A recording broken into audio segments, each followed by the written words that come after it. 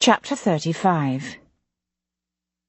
Hero paused at the entrance to the reading room of the British Museum, her gaze sweeping the rows of clerics, physicians, barristers, and antiquaries hunched over their books and manuscripts.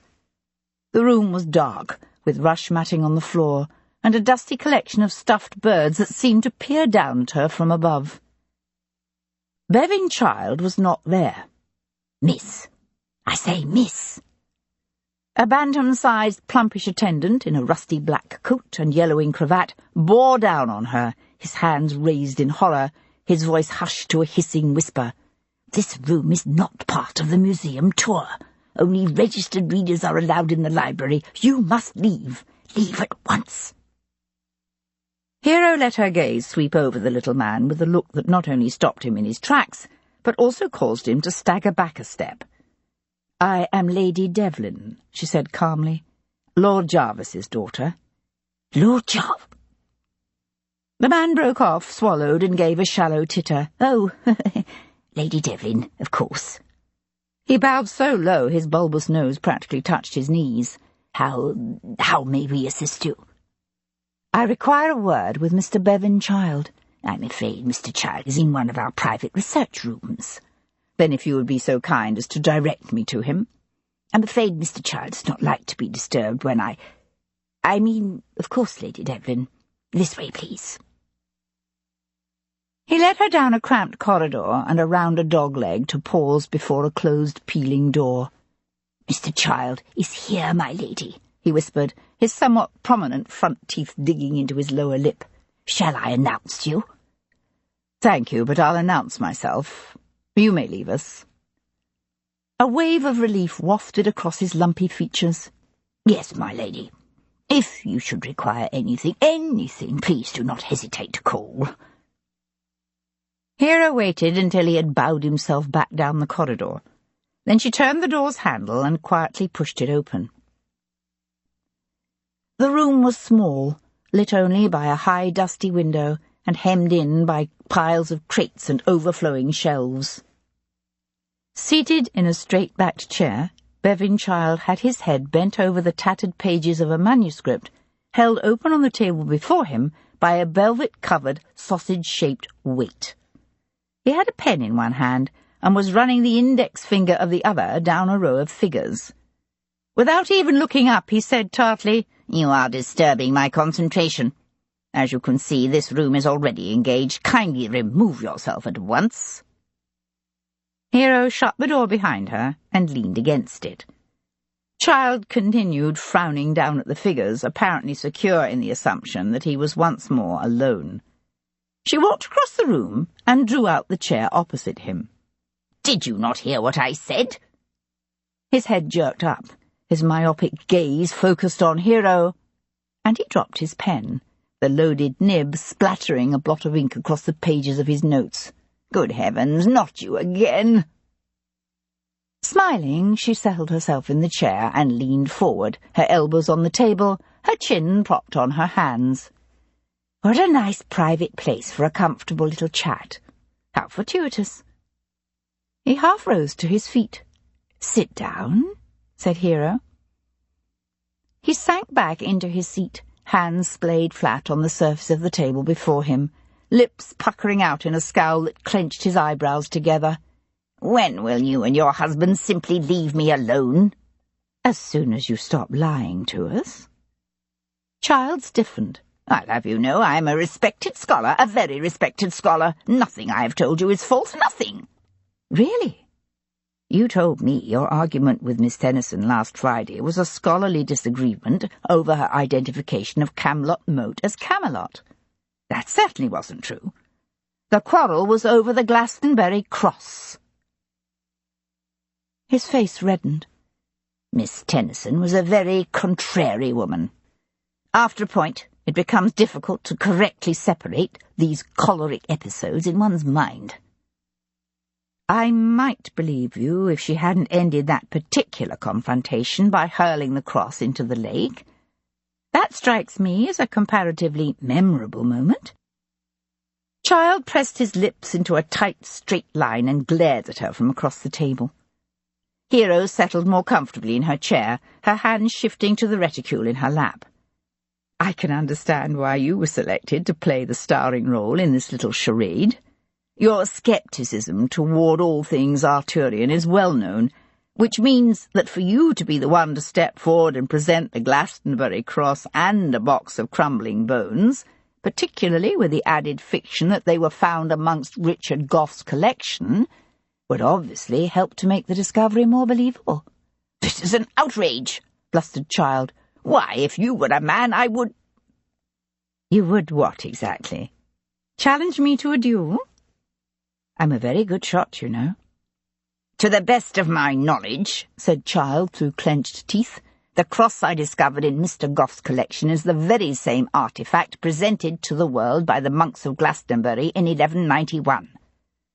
As it happens, the scholarly community will soon have the opportunity to judge for itself. The cross has been recovered from the lake and will be made available for inspection next week." "Having a new one made, are you?" Child leaned back in his chair and folded his arms over his chest. "I see no reason to dignify that statement with a response." Hero smiled. "But there's another reason you were selected for this charade. Is that not so, Mr. Child? You see, I kept thinking, why would a respected scholar, possessed of a comfortable independence, lend himself to such a scheme? And then it came to me, because you have a deep, dirty little secret that makes you vulnerable to blackmail."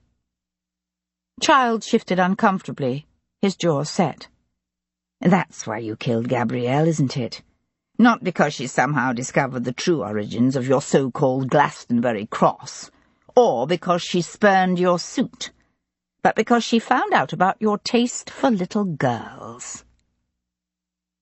He jerked, then sat very still. "I don't have the slightest idea what you're talking about." "I'm talking about the lamb's pen. And don't even think about trying to deny it. They keep very good records, you know, and—" Child came up out of his seat, his face purple and twisted with rage, one meaty hand flashing toward her. "Why, you bloody little—" Hero drew a small brass-mounted flintlock muff pistol from her reticule, pulled back the hammer, and pointed the muzzle at his chest. "Touch me, and you're dead." He froze, his eyes flaring wide, his big sweaty body suspended over the table, his chest heaving with his agitated breathing. "If you will recall," she said calmly, "I did mention that I am a very good shot. True, a weapon of this size is not particularly accurate, but then at this distance it doesn't need to be. Now, sit down." He sank slowly, carefully, back into his chair. "You, Mr. Child, are a fool. Did you seriously think that I would closet myself in private with a man I believe could be a murderer and not come armed?" Having been read before, his face was now pasty white. "I did not murder Miss Tennyson." "You certainly had a motive. Several, actually. You have just displayed a shocking propensity for violence toward women. And last Sunday you were at Gough Hall in the afternoon, and in your rooms in St. James's Street that night. You could easily have killed Gabrielle and her young cousins while travelling between the two." "I wouldn't do that. I would never do that." "And why precisely should I believe you?" Child swallowed. Hero rose, the gun still in her hand. "Stand up, turn around, and put your hands on the boxes in front of you." "What are you going to do?" he asked, throwing a quick glance at her over his shoulder as he moved to comply. "Keep your eyes on the wall."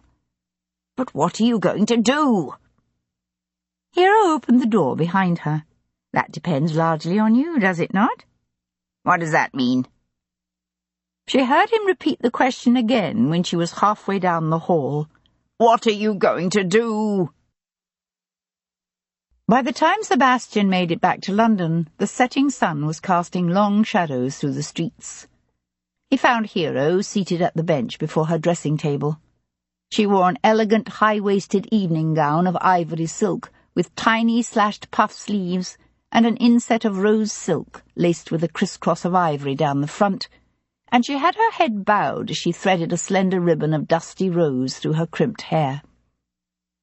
He leaned against the door-frame of her dressing-chamber and watched as the flickering candlelight played over her bare shoulders and the exposed nape of her neck. And he knew it again, that baffling swirl of admiration and desire, combined with a troubling sense that he was losing something he'd never really had. Something that was more than passion, and far, far different from obligation, or honour, or duty. She finished fastening the ribbon in place and looked up, her gaze meeting his in the mirror. Whatever she saw there caused her to nod to the young Abigail waiting to assist her. "That will be all, Jane, thank you." "Yes, miss," said the woman, dropping a curtsy. Sebastian waited until Jane left. Then he came into the room and closed the door. "Rory Foster is dead. I found him floating in Camlet Moat." "Good heavens!" Hero swung around to stare at him. "What happened to him?" "He was shot point-blank in the chest. Sometime this morning, I'd say.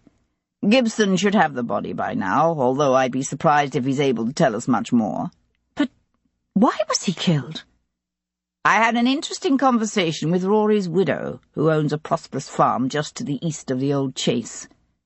She married the man just last year, and if you ask me, she was well on her way to regretting the bargain. Forster might have been a handsome devil, but he seems to have been far more interested in searching for buried treasure than in taking care of things around the farm. I suspect he also wasn't above using his fists on his wife when she angered him. And his kind anger easily and often." "Maybe she's the one who shot him." Sebastian huffed a surprised laugh. "I confess that thought hadn't occurred to me. But I think it more likely Rory was trying to blackmail someone and ended up getting his payment in the form of a bullet." "You think he knew who killed Gabrielle? But how?" "According to the widow Forster, Rory took his shovel out to Camlet Moat at sunset on Sunday and came back later that night soaking wet and full of big talk about buying her silks and satins and a carriage to rival the squire's lady. At the time, she seems to have thought he must have found some of the island's famous treasure." "When, in fact, he'd witnessed the brutal murder of a woman and 2 children?" "I suspect so. The first time I spoke to him, he laughed at the men out looking for the Tennyson boys. He said no one was going to find them nippers." "Because he knew they were already dead?" said Hero softly. "Dear God." "His wife says he made a trip into London yesterday, which may have been when he confronted the killer and offered his silence in exchange for gold." "With the payment to be made this morning at Camlet Moat?" Hero pushed up from her dressing table. "Interesting choice of locales. And telling, perhaps." "It might be more telling if it weren't for the fact that Sir Stanley and his wife both happen to be in London at the moment." "I know." She went to select a pair of long ivory gloves from her glove box. "My father has invited them to a dinner party tonight at Berkeley Square." "Ah, so that's where you're going?" She looked over at him. "You are invited as well, if you'd like." He let his gaze rove over her face. She looked as calm and self-possessed as ever. Yet he was coming to know her better, and he was uncomfortably conscious of a sense of artifice, of concealment about her. And it occurred to him that in her own way she was as gifted an actress as Cat Boleyn. As if aware of the intensity of his scrutiny, she gave a sudden laugh and said, "What? Why are you looking at me like that?" "There's something you're not telling me." She tipped her head to one side, a strange smile lighting her eyes. "And would you have me believe that you've been entirely open with me?" He started to tell her that he had. Then he remembered the folded paper that lay in his pocket, a note he had received just moments earlier that read, "I have some information you might find interesting. Come to the theatre before tonight's rehearsal. K." The words of assurance died on his lips. He watched her eyes narrow. She had her father's eyes, a pale silvery grey at the outer rim, with a star-like burst of sooty charcoal around the pupil, and a gleam of intelligence almost frightening in its intensity. She said, I don't imagine there are many couples who find themselves thrown into a murder investigation within days of their marriage. No. Although I suppose it's appropriate, given how we met. She turned away. Am I to take it that you're declining my father's dinner invitation?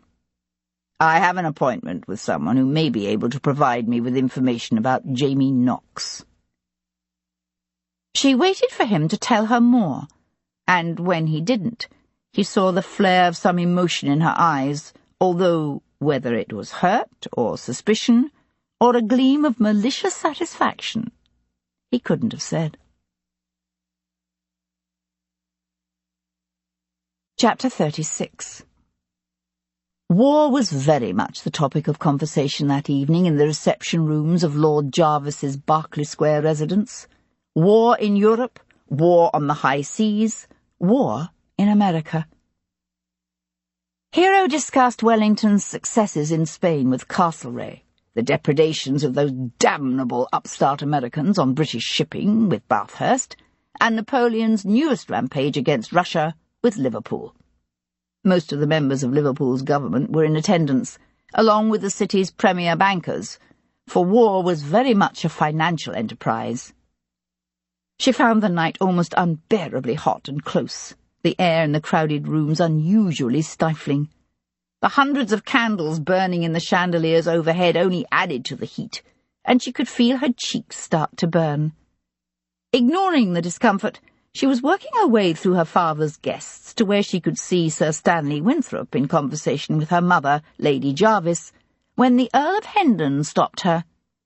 "I'd hoped I might find my son here with you tonight," said Devlin's father. His intensely blue, sincere eyes narrowed with a combination of anxiety and hurt. She didn't understand the obvious estrangement that had grown between father and son. Yet at the same time she didn't feel quite right inquiring into it. "I fear it will take more than a mere wedding to effect a rapprochement between Devlin and my father," she said lightly. "But he is well." "Devlin, you mean? He is, yes." "I heard he was set upon the other night in Covent Garden." "A minor wound, nothing serious." Hendon sighed. "I'll never understand why he continues to involve himself in these murder investigations. Is it boredom? Some quixotic delusion that he can somehow make all right with the world?" "I don't think Devlin suffers from any such delusions." She tipped her head to one side. "Who told you of the attack on Devlin in Covent Garden?" An uncharacteristic softness stole over his features. "A mutual friend," he said, then bowed and moved on, leaving her staring thoughtfully after him. She was brought out of her preoccupation by a woman's voice saying, "My dear Lady Devlin, please allow me to offer my felicitations on your recent marriage." Hero turned to find herself being regarded by Sir Stanley Winthrop's wife, who was looking hot and vaguely sweaty in a gown of pink tulle and satin, made high at the neck and with long sleeves. It was the knowledge that Lady Winthrop would be at tonight's dinner that had inspired Hero to attend. "Why, thank you," said Hero, smiling, as she drew the banker's wife a little to one side. "I am so glad you were able to come tonight. I've been wanting to talk to you about Gabrielle Tennyson." Lady Winthrop's own somewhat ingratiating smile vanished, her gaze darting anxiously from left to right, as if she were embarrassed by the thought that someone might have overheard Hero's remark. "But do you think this is quite the proper place to discuss?" "Did you know her well?" Hero asked, ignoring the woman's discomfiture. Lady Winthrop cleared her throat and swallowed. "Not well, no." "But you are an intimate of Miss Tennyson's cousin, Mary Bourne, I believe." "I don't know if I would describe myself as an intimate precisely." "No? I thought someone told me you frequently study the Bible together with the Reverend Samuel at Savoy Chapel." "We do, yes. God's chosen ones may be saved by his irresistible grace. But with God's grace comes an imperative to examine and consider the wisdom and beauty of his teachings, particularly in these dangerous times when so many are tempted by the blandishments of Satan and the lure of those ancient pagan beliefs so hostile to God. Oh, yes. I'd heard Mrs. Bourne is the author of a pamphlet warning of the dangers of Druidism, written under a pseudonym, of course. Is she familiar, I wonder, with the legends associating Camlet Moat with the ancient Celts? Hero let her gaze drift significantly to where Sir Stanley, looking splendid in silk knee breeches and tails, stood in conversation with Liverpool. Lady Winthrop followed her gaze, her jaw hardening. Something very much like hatred flashed in her eyes as she stared across the room at her tall, handsome husband. "I'm not certain I understand precisely what you mean to imply, Lady Devlin," she said, her voice low. "Only that it's fascinating, don't you think? The subtle linkages that can connect one person to the next. We are all joined together in sin." "Some more so than others, I suppose," said Hero wryly. Lady Winthrop's nostrils flared on a quickly indrawn breath. Gabrielle Tennyson was a woman separated from God. St. Paul tells us that it is a woman's place to receive instruction with utter submission. The Lord does not allow women to teach or exercise authority over men, but enjoins them to remain quiet. Eve was created after Adam, and it was she who was deceived and fell into transgression.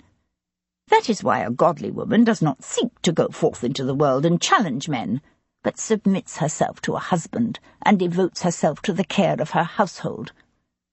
I sometimes find myself wondering, if she had lived, what Miss Tennyson would have done once her brother married. I don't imagine his recent betrothal sat well with her." "What recent betrothal?" A slow, unpleasant smile slid across the other woman's features. "Oh dear, have I betrayed a confidence? I knew the betrothal was being kept quiet due to the death of Miss Goodwin's maternal grandmother, but I had assumed that as an intimate of Miss Tennyson's you would have known. Did she not tell you?" "No," said Hero, "she did not." "How came you to know of it?" "Emily Goodwin's mother is a dear friend of mine." Cat Boleyn was wiggling a heavy costume of purple velvet trimmed with gold braid over her head when Sebastian slipped into her cramped dressing room at Covent Garden Theatre and closed the door behind him. "I was beginning to wonder if you were going to make it before rehearsal," she said, turning her back to him and lifting the heavy fall of auburn hair from her neck. "Here, make yourself useful." It was a natural request, for she was pressed for time, and they were old friends. As his fingertips brushed against her warm body, he tried to think of her as an old friend, as a sister, although he knew only too well that she was not. "You've learned something?" he asked, his voice strained. She busied herself, clasping a bracelet around her wrist. "You were right about Jamie Fox. He is indeed involved with a group of smugglers plying the Channel. They work out of a small village near Dover, running mainly French wine and brandy." She hesitated a moment, then added, "But there's something more going on. Something I can't tell you about." He swung her around to face him, his narrowed gaze studying the gentle curve of her cheek, the childlike upturned nose, the full, sensuous lips. "I thought you knew you could trust me, that nothing I learn from you will ever go any further, no matter what it is." "This confidence is not mine to betray." Her familiar blue eyes narrowed with some emotion he couldn't name. "The only thing I can tell you is that what's going on here is dangerous, very dangerous. Jamie Knox is dangerous. He's loyal to no one except himself, and perhaps to his friend, a fellow rifleman named Jack Simpson." "I've met him." She touched his arm lightly. "I heard you were set upon the other night and hurt. Are you all right?" "Where did you hear that?" She gave him a jaunty smile. "Gibson told me." "Gibson has a big mouth. It's just a scratch." "Uh-huh." A warning bell sounded in the distance. He hesitated a moment, then took her hand in his and kissed her fingers. "Thank you," he said, and turned toward the door. "Sebastian?" He paused to look back at her. They say Jamie Knox's hearing, eyesight and reflexes rival yours. And we both know he looks enough like you to be your brother, or at least your half-brother. What's going on here? All the noise of a theatrical troupe about to begin a dress rehearsal echoed around them. Quickly stifled giggles, a hoarse shout for some missing prop, the thump of hurrying feet on bare floorboards. Sebastian said, "I don't know. He claims his father was a cavalry captain." "But you don't believe him?" "I don't know what to believe. Amanda told me once that my father was probably a groom." Kat's lip curled. "That sounds like something Amanda would say, just to be hurtful." Sebastian's sister Amanda had hated him from birth, for being male, for being eligible to inherit their father's title and riches, and, as Sebastian had learned recently, for being living evidence of their mother's endless, indiscriminate infidelities. He said, "That doesn't mean it couldn't be true." Sebastian was standing before the empty hearth in his library, a booted foot on the cold grate, a glass of brandy in his hand, when he heard a carriage draw up before the house, and Hero's quick steps mount to the front door. A single brace of candles burned on the mantel, the rest of the room lay in shadow. He listened to her low-voiced consultation with Moray. Then she appeared at the entrance to the library, one gloved hand raised to release the throat-catch of her evening cloak. "You're home early," he said, straightening as he turned toward her. "I'm glad I found you," she said, advancing into the room. "I've just learned the most astonishing information." In spite of himself, Sebastian found himself smiling.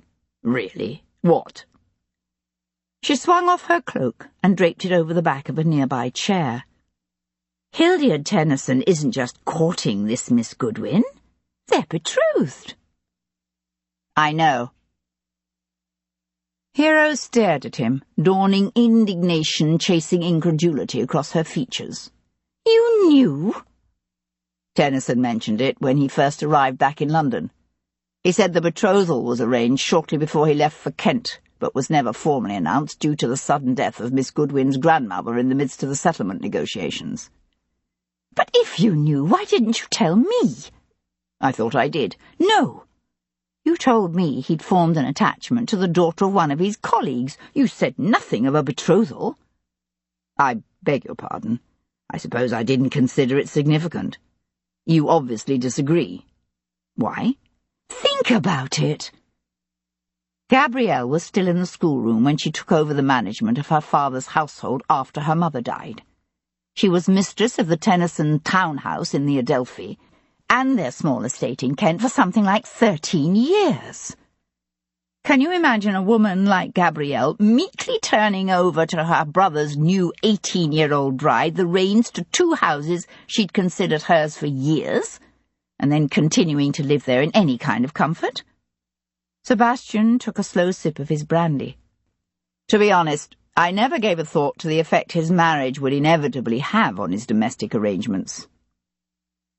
The look on Hero's face said so clearly, "Men," that he almost laughed out loud. He said, "So tell me exactly what all I've missed by being so, well, male about this."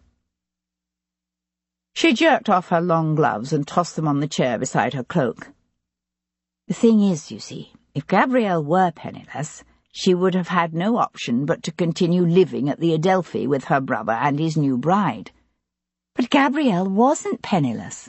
Her father left her an independent income. It might not have been excessive, but it was enough to enable her to live on her own or with the man she loved," said Sebastian.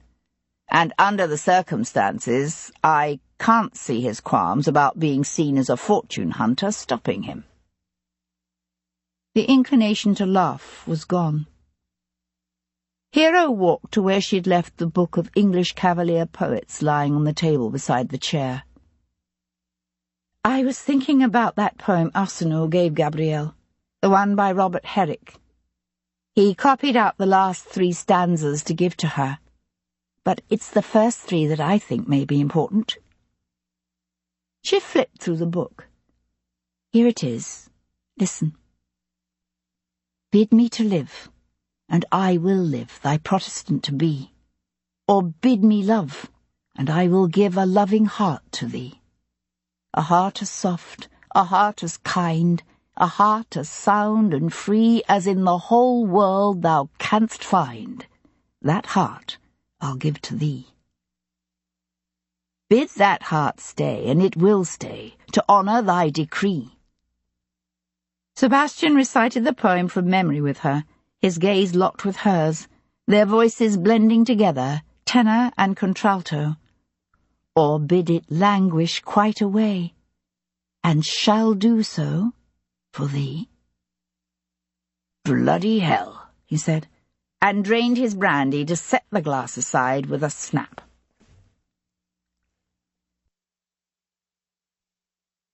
Chapter 37.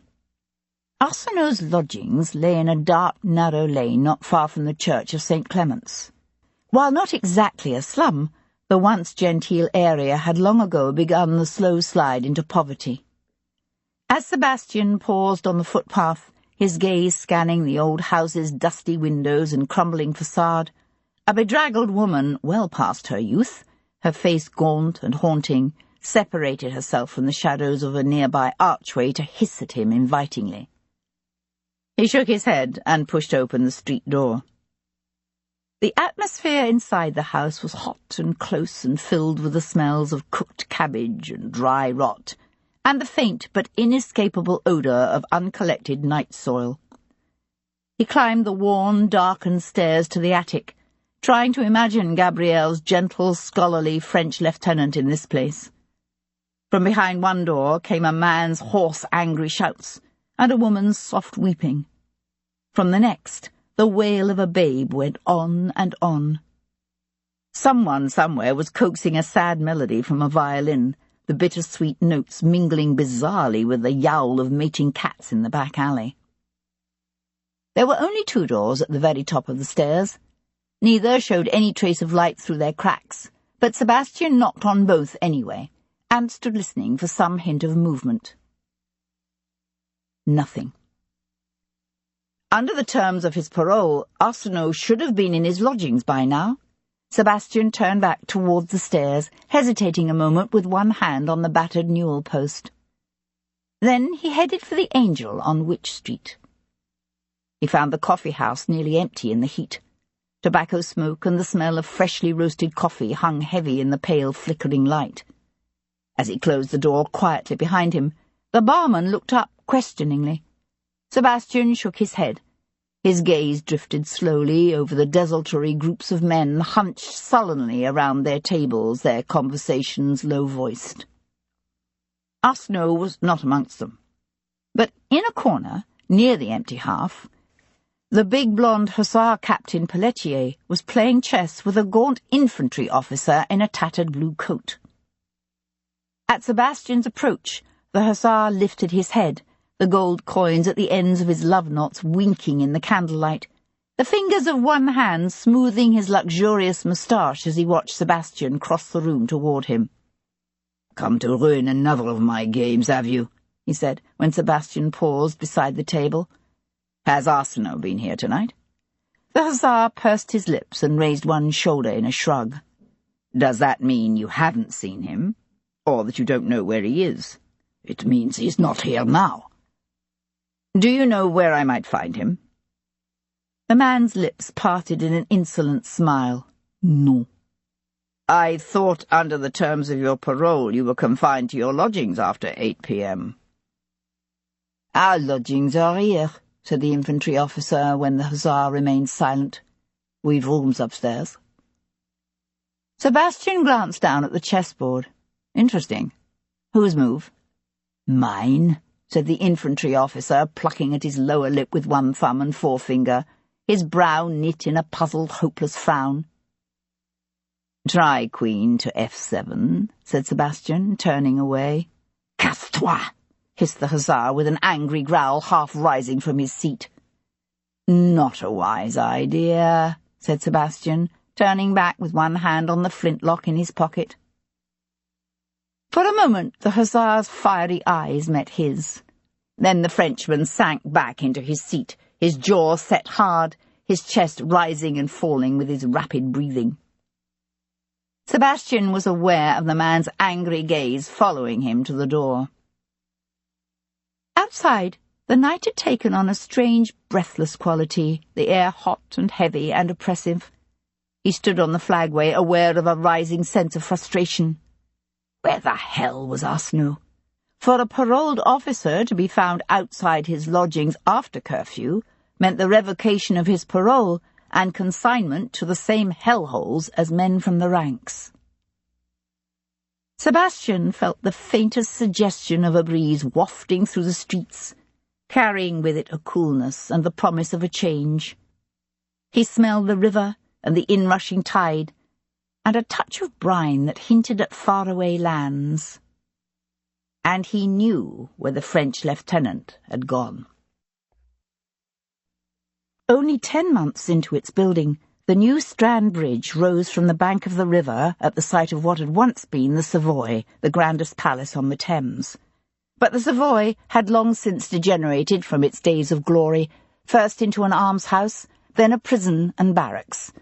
Now it was only a shattered, half-demolished ruin that stretched between the Strand and the river bank below, a wasteland scattered with rubble and piles of dressed stone, and brick and timber that extended out onto the rising bridge itself. As Sebastian worked his way down the darkened slope, he could see the curving stone foundations of a small medieval guard tower and a long brick wall pierced by empty mullioned arches. Beyond the ruins, the jagged looming bulk of the new bridgehead stood out pale against the blackness of the sky. The first 4 of the bridge's vast arches were already complete, although the wooden forms at their centres were still in place, and a rope-suspended walkway and scaffolding ran beneath the beginnings of what would eventually be an entablature, cornice, and balustrade above. When finished, the bridge's carriageway would rise even with the level of the Strand, but now it lay some feet below it, a rough unpaved grade that stretched out toward the opposite bank, only to end abruptly over the rushing water.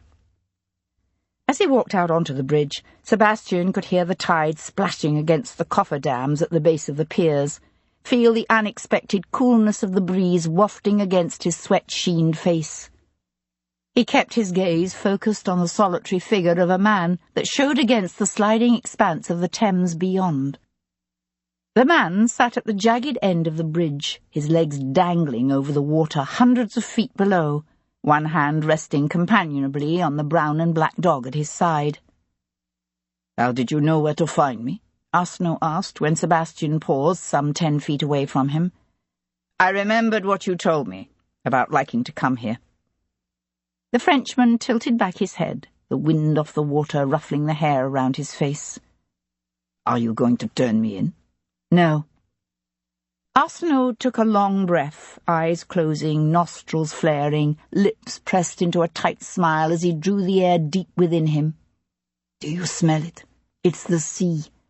The same sea that at this very moment is swelling the estuary of the Rance and battering the stone ramparts of Saint-Malo."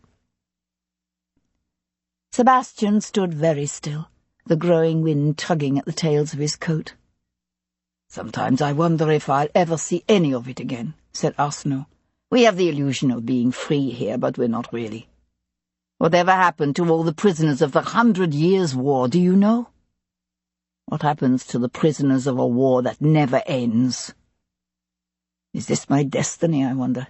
To live out my life alone in a dusty, dark garret, scrabbling for a few shillings here and there, teaching bored little boys to speak French and—"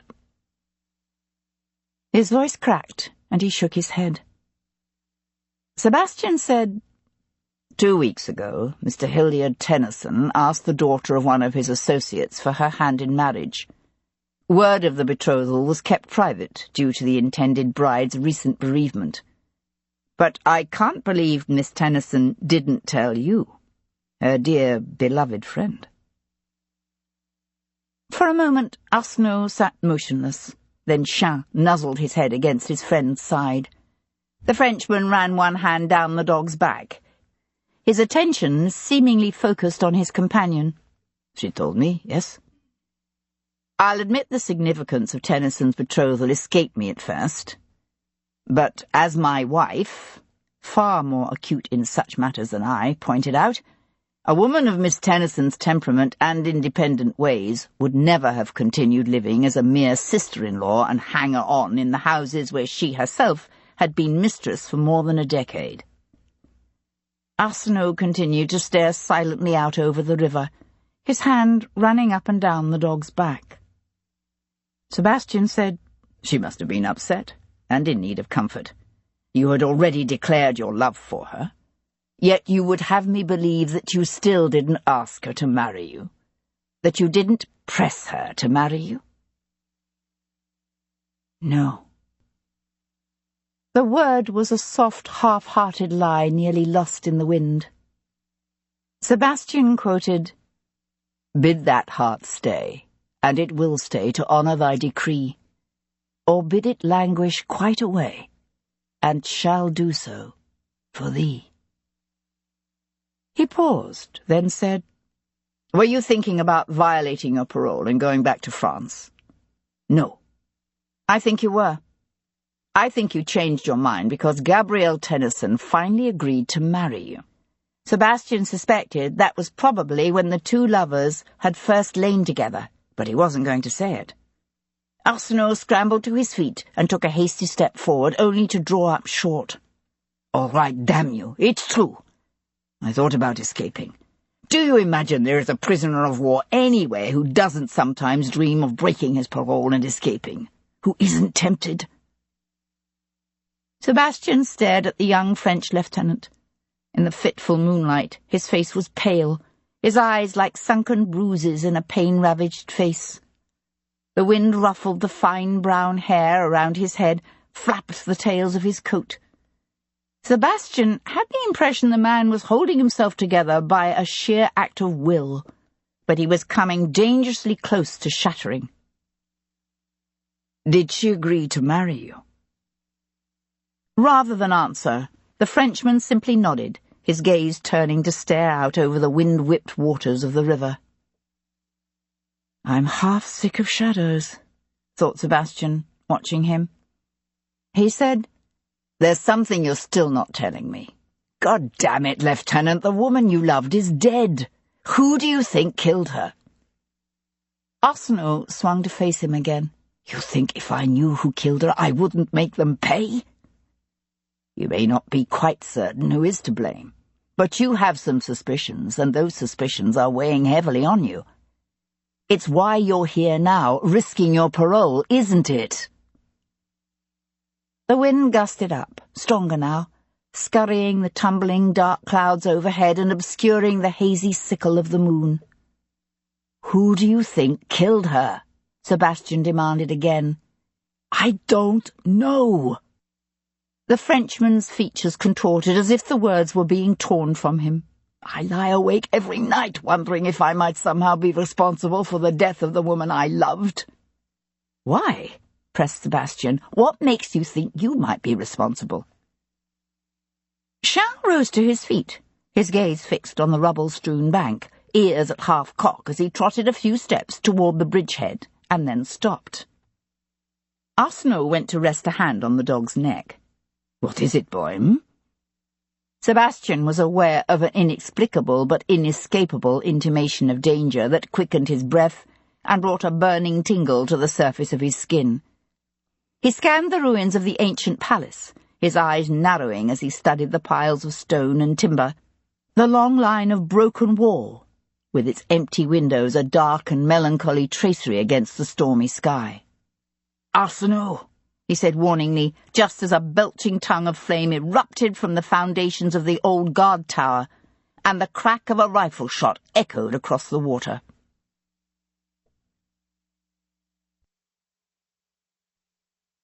Chapter 38. "Get down!" Sebastian shouted as he dove for cover behind the half-built cornice. Looking back, he saw Arsenault stagger, a bloom of shiny dark wetness spreading high across the centre of his waistcoat. Arsenault! The Frenchman's knees buckled slowly, his head tilting back, his face lifted as if he were looking at the sky. Sebastian scrambled into the open to grab the man as he fell, and dragged him into the protective lee of the stonework. "Bloody hell!" swore Sebastian, clutching the shuddering man to him. Chien crouched beside them, his harsh bark splitting the night. The entire front of the Frenchman's waistcoat was wet with blood, his mouth open and gasping in great sucking wheezes that blew little bubbles in the wet sheen on his chest. Sebastian knew only too well what that meant. He ripped off his cravat anyway and rolled it around his fist to form a thick pad. "No point," Arsenault whispered as Sebastian pressed the cloth against the gaping, oozing wound in his chest. Then he choked, and blood poured from his mouth and nose. "You're going to be all right," Sebastian lied, hauling the wounded man up so that his back lay against Sebastian's own chest in a desperate attempt to keep Arsenault from drowning in his own blood. Arsenault shook his head, his eyes rolling back in his head. "Gabrielle." "Talk to me, Philippe," shouted Sebastian, the Frenchman's warm blood pouring over his hand as he desperately pressed the padded cloth to Arsenault's shattered, jerking chest. "Who would want to kill you?" The jerking stopped. "Philippe! Philippe!"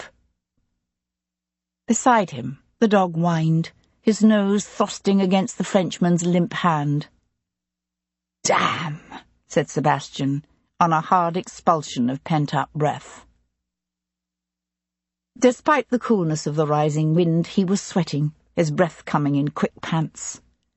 Shifting carefully, he eased the Frenchman's weight off his own body. He could smell the acrid pinch of burnt powder, see the drift of gun smoke as he slewed around to peer cautiously over the edge of the stone wall. Nothing. He focused his gaze on the remnants of the old medieval tower that lay to the right and just below the broken stretch of palace wall. Most of the tower's superstructure was long gone, leaving only a curving section of stone foundation, perhaps 4 feet high. Studying it, Sebastian estimated that the shooter's position lay some 200 yards from where he crouched, possibly 3. It would have been a difficult shot to make in good light on a calm day. At night, with clouds obscuring the moon and a wind kicking up, most men would have said it was impossible. But not a trained rifleman who could bring down a running rabbit at 300 yards in the dark. Sebastian swiped the back of his hand across his forehead. The problem was, why would Jamie Knox want to kill Gabrielle Tennyson's French lieutenant? It made no sense. If the shooter were indeed Jamie Knox, and if his intended target were actually Arsenault and not Sebastian himself. A faint flicker of movement showed above the jagged top of the tower wall, then stilled. The shooter was still there. Sebastian considered his options. He was essentially pinned down. He had a flintlock in his own pocket, but the pistol was small, its range limited. Against a rifle over any distance, it was useless. Right now, he was protected by the solid length of the half-constructed cornice that ran along the edge of the bridge. But if the shooter were to shift, or if he had a confederate who could come in from the west, Sebastian would be as exposed at the end of that long open bridge as a target in a shooting gallery. He needed to move. Shifting his gaze, he assessed the distance from where he lay to a stack of dressed stone that stood perhaps a third of the way back toward the bridgehead. Sebastian had heard enough Baker rifles in his day to know exactly what was shooting at him. The Baker was a single-shot weapon, but a good rifleman could reload and fire 4 times in a minute. An exceptional rifleman could make it to 5. Sebastian had no doubt that the man shooting at him was an exceptional rifleman. That meant that if Sebastian could lure the rifleman into firing, he would have at most 12 seconds to make it to the safety of that pile of stones before the shooter finished reloading and was able to fire again. He was trying to figure out how he could trick the rifleman into firing without actually getting shot, when Chien, who had been lying stretched out whining beside Arsenault's still body, suddenly stood up. "Down, boy," whispered Sebastian. The dog hunkered into a lowered stance, eyes alert and fixed as it stared at the near bank. "Sha," cautioned Sebastian. Then he shouted, "Sha, no!" as a dog tore into the night, a black and brown streak against the pale stone length of the bridge. He watched helpless as the dog raced up the slope. Sha was nearly to the guard tower when the rifle cracked again, spitting fire into the night. The dog yelped, then fell silent. "Bloody son of a bitch," swore Sebastian, and took off running. He could feel the wind off the water whipping at his coat-tails, the rubble of the roadway shifting dangerously beneath the soles of his boots as he mentally counted off the seconds since the last shot. 6, 7. He swerved around a pile of broken stone. 8, 9, and leapt a small chasm. 10, 11, to dive behind the looming stones just as the next rifle shot reverberated across the open waterfront. A cascade of pulverized grit exploded beside his face. "Hell and the devil confound it," he swore, wiping his sleeve across his bloody cheek. Then he was up and running again, this time for the pile of timbers he could see near the bridgehead. 7, 8. He could hear the inrushing tide slapping against the cofferdam at the base of the first pier, the rumble of what sounded like distant thunder. 10, 11. The timbers were farther than he'd realized. He skittered the last 10 feet flat out on his stomach, the rubble of roadway tearing at his clothes as he braced himself for the next shot. It never came. Clever bastard. Sebastian lay stretched out, prone behind the pile of timbers, his heart pounding, the blood rushing in his ears. The rifleman had obviously figured out exactly what Sebastian was doing. Rather than wasting his shot, the man now had a loaded weapon.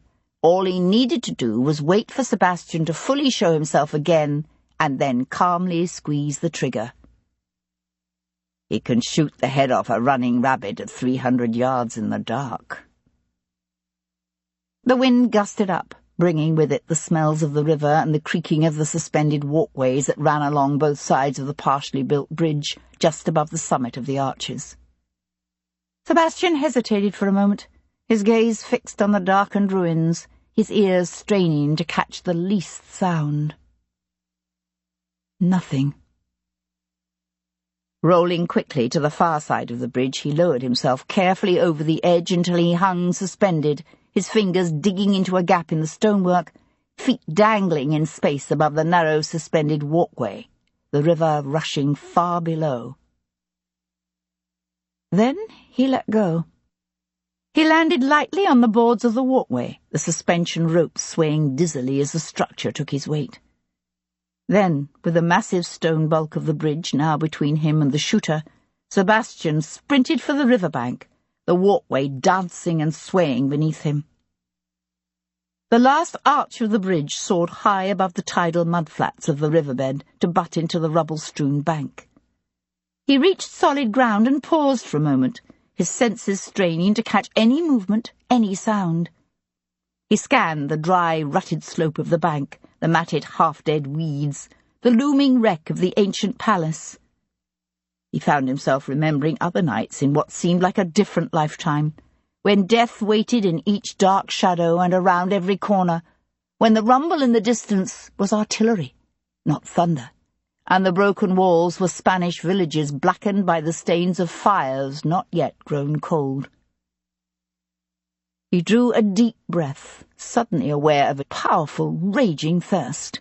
He swallowed hard, his throat aching. Then, hunkering low, he darted across the open ground and ducked behind the broken fragment of the old palace wall. Once this section of the palace had overlooked the river, an elegant facade pierced by high-pointed windows and supported by massive buttresses. Now, only the one wall remained, stretching eastward to end abruptly just above the small round tower where the shooter waited. Moving as quietly as possible, Sebastian crept through the ruins, painfully aware of the rustle of the long dry weeds, of each broken stone that shifted beneath the soles of his boots.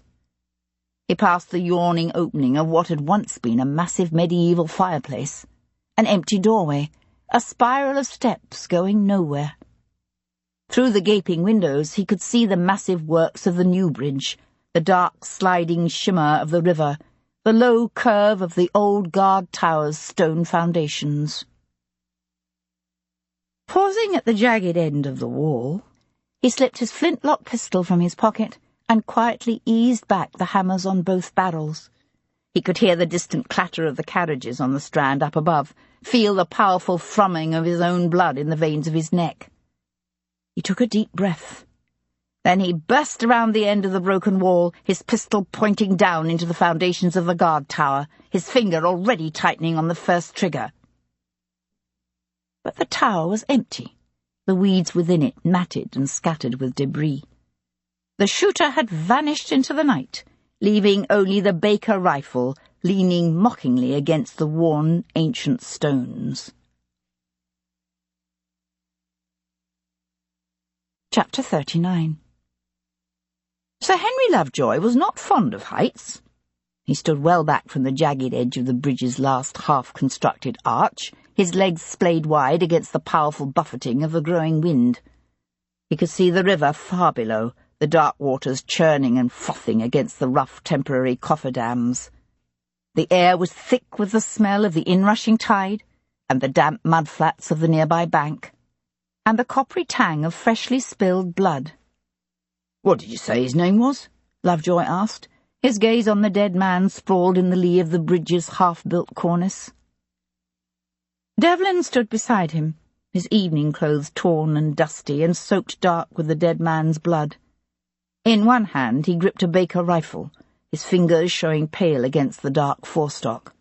Arsenault, Lieutenant Philippe Arsenault of the 22nd Chasseurs à Cheval. Grunting, Lovejoy hunkered down to study the French officer's fine-boned features, the sensitively moulded lips and lean cheeks. In death he looked shockingly young. But then, Lovejoy thought, by the time a man reaches his mid-50s, 24 or 5 can seem very young indeed. Pushing to his feet, he nodded briskly to 2 of the men he'd brought with him. Between them they heaved the Frenchman's body up and swung it onto the dead-house shell they would use to transport the corpse through the city streets. "You've no idea of the identity of the shooter?" Lovejoy asked Devlin. "I never got a good look at him. He was firing from the ruins of the old guard tower, there, to the right."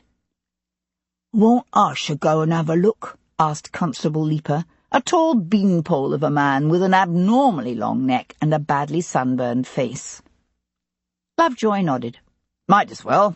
We'll see better in the daylight, but we ought at least to do a preliminary search now." As the constable turned to go, Devlin stopped him, saying, "The lieutenant had a medium-sized brown and black dog that the rifleman shot. I've searched the riverbank for him myself without success, but if you should happen to come upon him, and if he should still be alive, I would like him taken to someone capable of caring for his wounds." "Aye, your lordship," said the constable, his torch filling the air with a scent of hot pitch as he headed back down the bridge. Lovejoy squinted into the murky distance. From here, the near bank was only a confused jumble of dark shapes and indistinct shadows. Merciful heavens, the ruins of that tower must be 300 yards away. Devlin's face remained impassive. "Very nearly, yes. If I hadn't seen the results myself, I would have said that's impossible. In the daylight it would be phenomenal. How could anyone even see a target over such a distance at night, let alone hit it? If he had good eyesight, good night vision, and a steady finger, he could do it.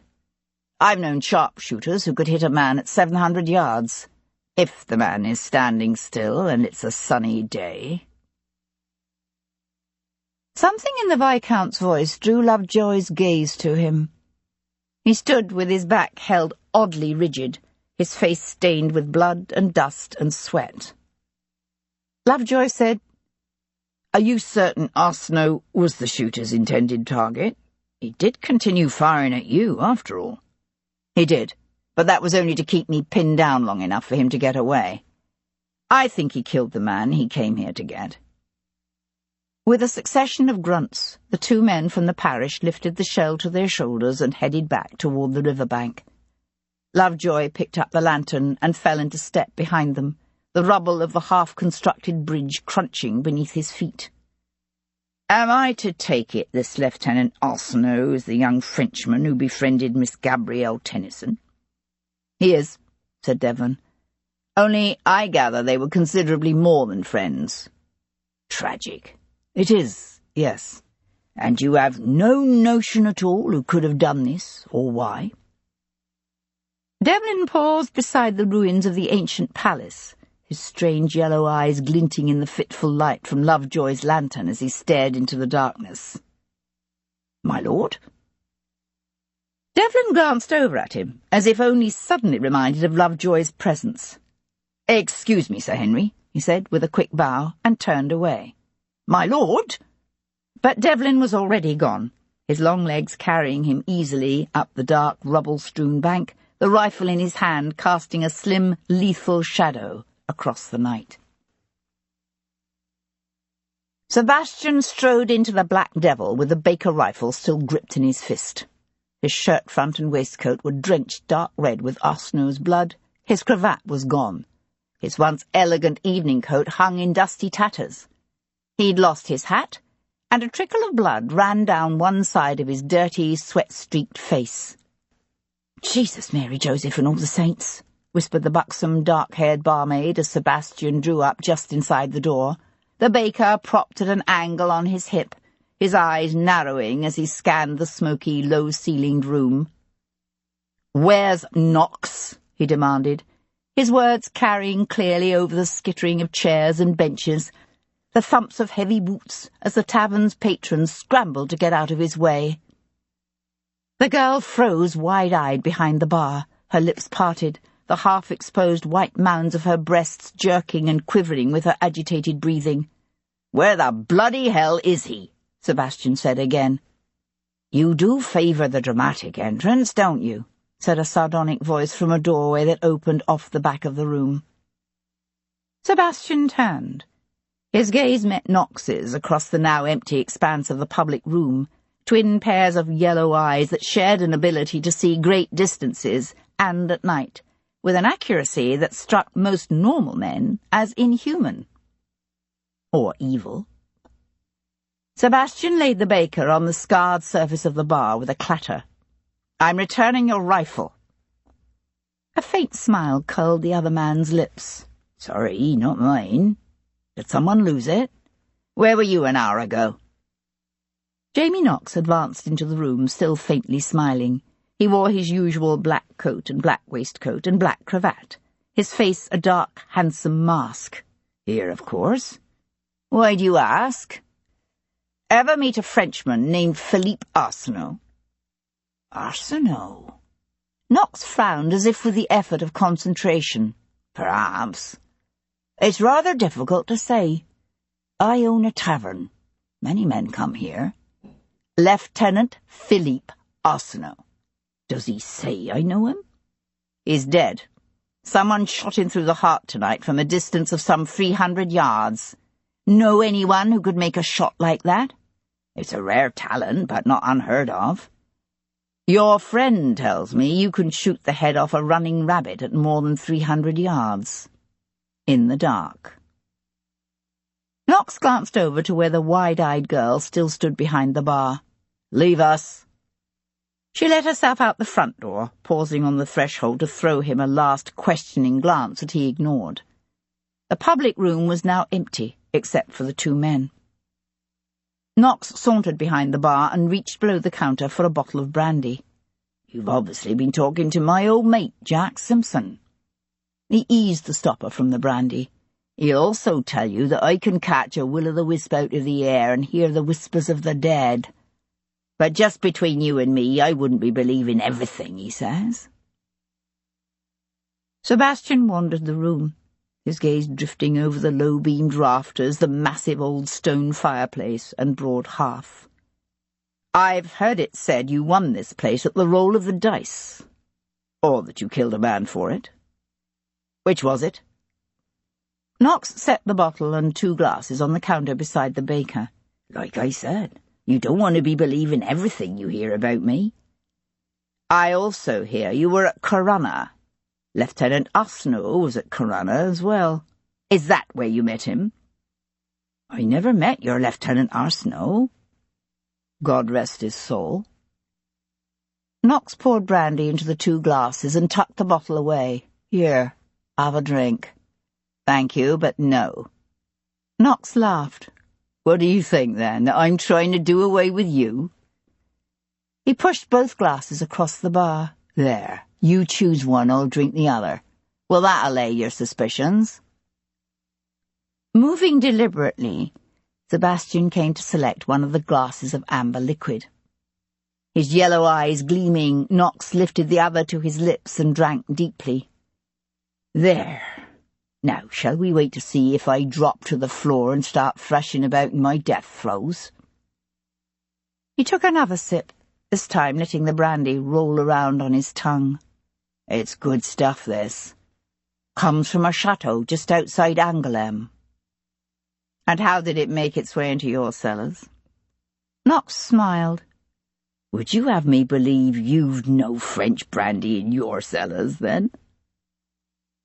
Arsenault hailed from Saint-Malo, another wine region. He told me once his father owned a vineyard. Perhaps that's how you met him. Knox was no longer smiling. I told you I never met him. I'll figure it out eventually, you know. When you do come back. But as it is, you've nothing against me but conjecture. So sure. If you had anything you thought might begin to pass as proof, I'd be down at Bow Street right now talking to the magistrates. Not to you. Thanks for the brandy. Sebastian set his glass on the bar and turned toward the street. You're forgetting your rifle, Knox called after him. Keep it. You might need it again. The tavern owner laughed, his voice ringing out loud and clear. You remember how I told you my father was a cavalry officer? Sebastian paused with one hand on the door jamb to look back at him. Knox still stood behind the bar. Well, I lied. My mother never knew for certain which of the 3 bastards she lay with had planted me in her belly. She was a young barmaid named Nellie, you see, at the Crown and Thorn in Ludlow. According to the woman who raised me, Nellie said her baby's dad could have been either an English lord, a Welsh captain, or a gypsy stable boy. If she'd lived long enough, she might have recognized my actual sire in me as I grew. But she died when I was only a wee babe. Sebastian's skin felt hot, the abrasions on his face stung. And yet he knew the strangest sensation, as if he was somehow apart from himself, a disinterested observer of what was being said.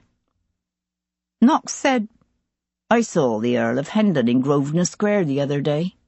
He looks nothing like me. But then it occurs to me he don't look anything like you either. Now does he? Sebastian opened the door and walked out into the warm, wind-tossed night.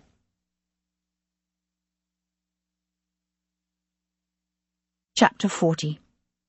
The storm broke shortly before dawn, with great sheets of rain hurled through the streets by a howling wind and thunder that rattled the glass in the window panes with all the savage power of an artillery barrage. Sebastian stood on the terrace at the rear of his Brook Street house, his outstretched arms braced against the stone balustrade overlooking the garden. He had his eyes closed, his head tipped back as he let the rain wash over him. When he was a very little boy, his mother used to take him for walks in the rain. Sometimes in the summer, if it were warm, she'd let him out without his cap.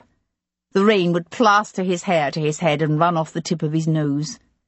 He tried to catch the drops with his tongue, and she wouldn't scold him, not even when he waded and splashed through every puddle he could find, squealing as the water shot out from beneath his stomping feet. But his favourite walks were those they took in the rain at Cornwall, when the fierce winds of a storm would lash the coast, and she'd bundle him up and take him with her out to the cliffs. Together they would stand side by side, mesmerized by the power of the wind and the fury of the waves battering the rocks with an awe-inspiring roar. She'd shout, "Oh, Sebastian, feel that! Isn't it glorious?" And the wind would slam into her, rocking her back a step, and she'd laugh and fling wide her arms and close her eyes, surrendering to the sheer exhilaration of the moment. So lost was he in the past that he failed to mark the opening of the door behind him. It was some other sense entirely that brought him the sudden certainty that he was no longer alone. Devlin? He turned to find Hero standing in the doorway. She still wore the ivory gown with the dusky pink ribbons, and he wondered if she had awakened and dressed to come in search of him, or if she had not yet made it to her bed. He had stripped off his torn, blood-soaked coat and waistcoat, but he still wore his ruined shirt, his collar askew. "My God," she said, her eyes widening when she saw him. "You're covered in blood." "It's not mine. Philippe Arsenault is dead." "Did you kill him?" "Why would I kill him? I liked him." She walked out into the rain, the big drops making dark splotches on the fine silk of her dress as she reached up to touch his cheek. "You're hurt?" "Just scratched." "What happened?" "Whoever killed Arsenault shot him from a distance of 300 yards, in the dark." "Who could shoot accurately at such a distance?" "A Bishopsgate tavern owner and ex-rifleman named Jamie Knox, for one." "Why would a tavern owner want to kill Arsenault?" "I don't know." He stared out over the wind-tossed garden, a jagged flash of lightning splitting the sky. The rain poured about them. "There's too much I don't know. And because of it, people keep dying." "It's not your fault. You're doing everything you can." He looked at her again. "It's not enough." She shook her head, an odd smile hovering about her lips. In the darkness, her eyes had a strange, almost luminous quality. The rain ran down her cheeks, dripped off the ends of her wet hair, soaked the bodice of her gown so that her high, round breasts showed clearly through the thin silk of her gown. He said, his voice hoarse, "You're ruining your dress. You need to go inside." "So do you?" Neither of them moved. Slowly, she slipped her hand behind his neck, her thumb flicking across his throat in a soft caress, her gaze tangling with his. Then, her eyes wide open, she tilted her head and touched her lips to his. He opened his mouth to her, drank deeply of her kiss, swept his hands up her back. He felt her tremble, but before he could pull her to him, she slipped away from him. She paused at the door to look back. He saw a succession of raw, naked emotions flash across her face, guilt and regret, and a fierce, hopeless kind of longing. She said, "When this is all over, we need to begin again." The rain pounded down on him, the wind billowing his wet, blood-stained shirt and plastering his hair to his head. He was aware of the lateness of the hour, the fullness of her lips, the unexpected raw wanting that surged through him for this woman who was his wife, the mother of his unborn child, and his enemy's daughter. He said harshly, "And what if it's never over?" But she had no answer, and long after she had gone, a question remained. Friday, 7th of August. The next morning the rain was still falling out of a gunmetal grey sky when Sebastian climbed the steps of the elegant Mayfair townhouse of his sister Amanda, Lady Wilcox. The door was opened by Lady Wilcox's well-trained and normally stoic butler, who took a step back and said, "My Lord Devlin," in a voice pregnant with consternation and a touch of fear.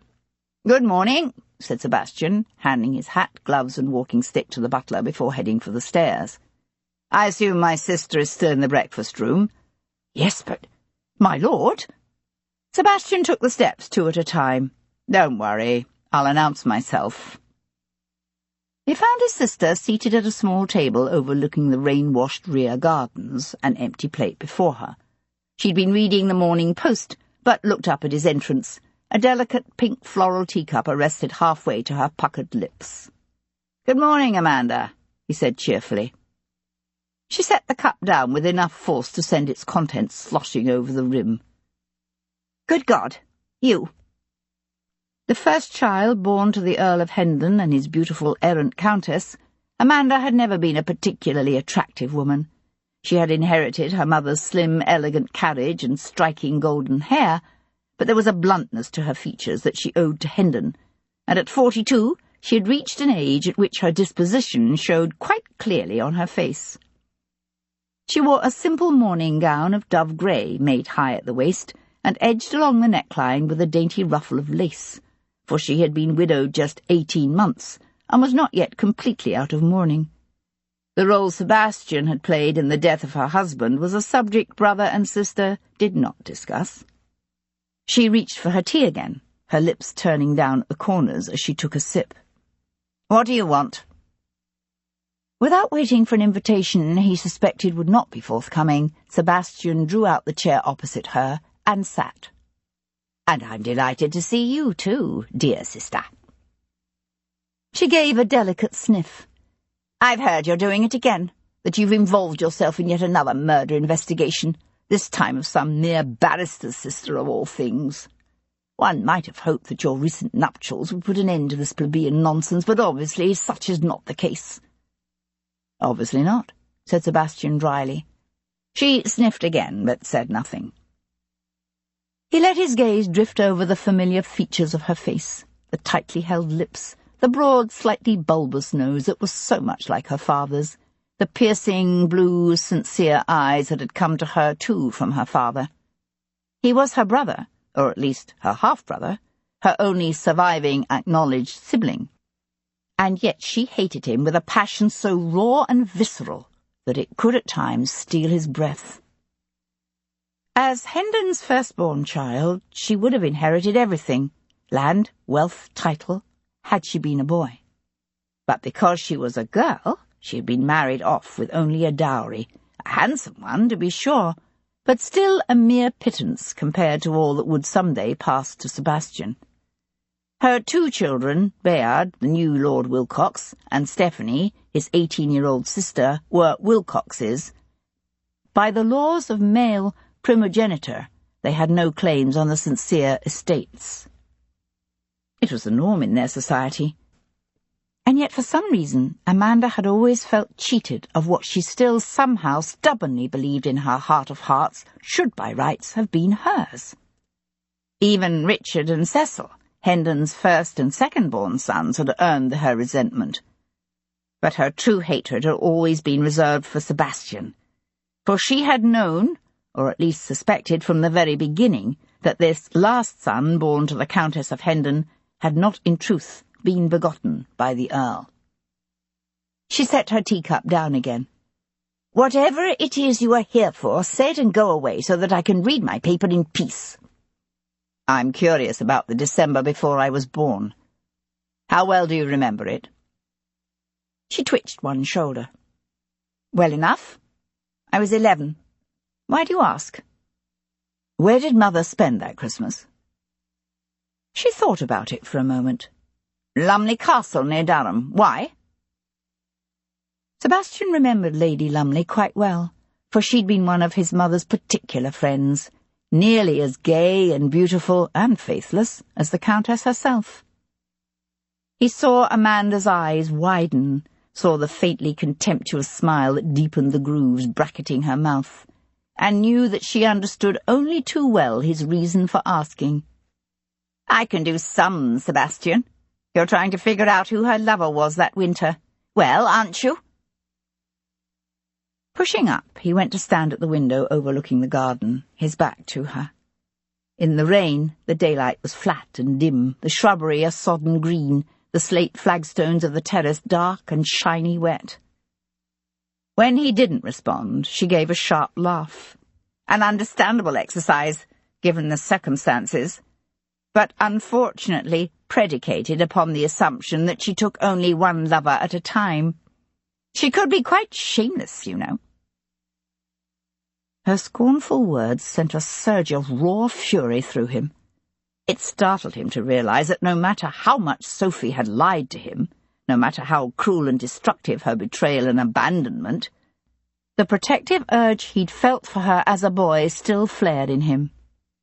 "And that Christmas?" he asked, keeping his voice level with difficulty, his gaze still fixed on the scene outside the window. "I actually can't recall."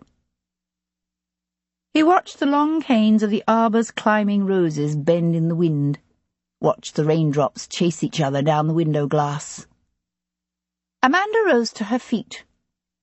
"You really want to know who begat our mother's precious little bastard? Well, I'll tell you. It was her groom. A lowly, stinking groom." Turning, he looked into her familiar, pinched face and didn't believe her, refused to believe her. She must have read the rejection of everything she'd said in his eyes, because she gave a harsh, ringing laugh. "You don't believe me, do you? Well, I saw them.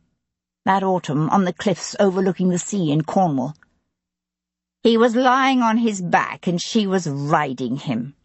It was the most disgusting thing I've ever witnessed. Jeb, I believe his name was. Or perhaps Jed, or something equally vulgar." He stared into his sister's hate-filled blue eyes and knew a revulsion so intense as to be physical. "I don't believe you," he said out loud. "Believe it?" she sneered. "I see him every time I look at you. Oh, his hair might have been darker than yours, and he might not have been as tall, but there has never been any doubt in my mind." A sudden gust of wind blew rain against the window with a startlingly loud clatter. He wanted to say, "Was the groom a gypsy?" But he couldn't so betray himself to this cold, angry woman who hated him more than she'd ever hated anyone in her life. So instead he asked, "What happened to him?" "I neither knew nor cared. He went away. That was all that mattered to me." Sebastian walked to the door, then paused to look back to where she still stood, her hands clenched at her sides, her face red and twisted with hatred and some other emotion. It took him a moment to recognize it, but then he knew. It was triumph. Sir Henry Lovejoy hesitated at the entrance to the Bow Street public office, his face screwing into a grimace as he stared out at the ceaseless torrent driven sideways by the force of the wind. Water sluiced in sheets from the eaves, swelled in the gutters, pinged off the glass of the building's tall windows. Sighing, he was about to unfurl his umbrella and step out into the deluge when he became aware of a gentleman crossing the street from the Brown Bear toward him. A tall, military-looking gentleman, he seemed oblivious to the elements, the numerous shoulder capes on his coat swirling about him as he leapt the rushing gutter. "Ah, Sir Henry, is it not?" he said, drawing up on the flagway. "I'm Colonel Urquhart." Swallowing hard, Lovejoy gave a jerky bow. The colonel was well known as Jarvis's man. "Colonel, how may I help you?" "I'm told you are heading up the search for the killer of the Tennyson family." "I am, yes. In fact, I was just about to—" Urquhart tucked his hand through Lovejoy's elbow and drew him back into the public office. "Let's find some place dry and private where we can have a little chat, shall we?" Chapter 41. It had become Cat Boleyn's habit of late to frequent the flower market on Castle Street, not far from Cavendish Square. She discovered there was a rare, elusive peace to be found amidst the gaily coloured rows of roses and lavender and cheerful nosegays. Sometimes the beauty of a vibrant petal or the faintest hint of a familiar scent was so heady it could take her far back in time to another place, another life. The morning's rain had only just eased off, leaving the air cool and clean and smelling sweetly of damp stone. She wandered the stalls for a time, the handle of her basket looped casually over one arm. It wasn't until she paused beside a man selling small potted orange trees that she became aware of being watched. Looking up, she found herself staring at a tall gentlewoman in an exquisitely fashioned walking gown of green sarcenet, trimmed in velvet. She had her father's aquiline nose and shrewd grey eyes, and a surprisingly sensuous mouth that was all her own. "Do you know who I am?" asked Devlin's new Viscountess in a husky voice that could have earned her a fortune on the stage had she been born to a less elevated position in society. "I know." By silent consent, the two women turned to walk toward Oxford Market, pushing past a Negro band and shouting costermongers, hawking everything from apples to fried eels. After a moment, Kat said, "I assume you have sought me out for a reason." "I wonder if you know someone nearly killed Devlin last night." Kat felt a quick stab of fear that left her chest aching, her breath tight. "Is he all right?" "He is.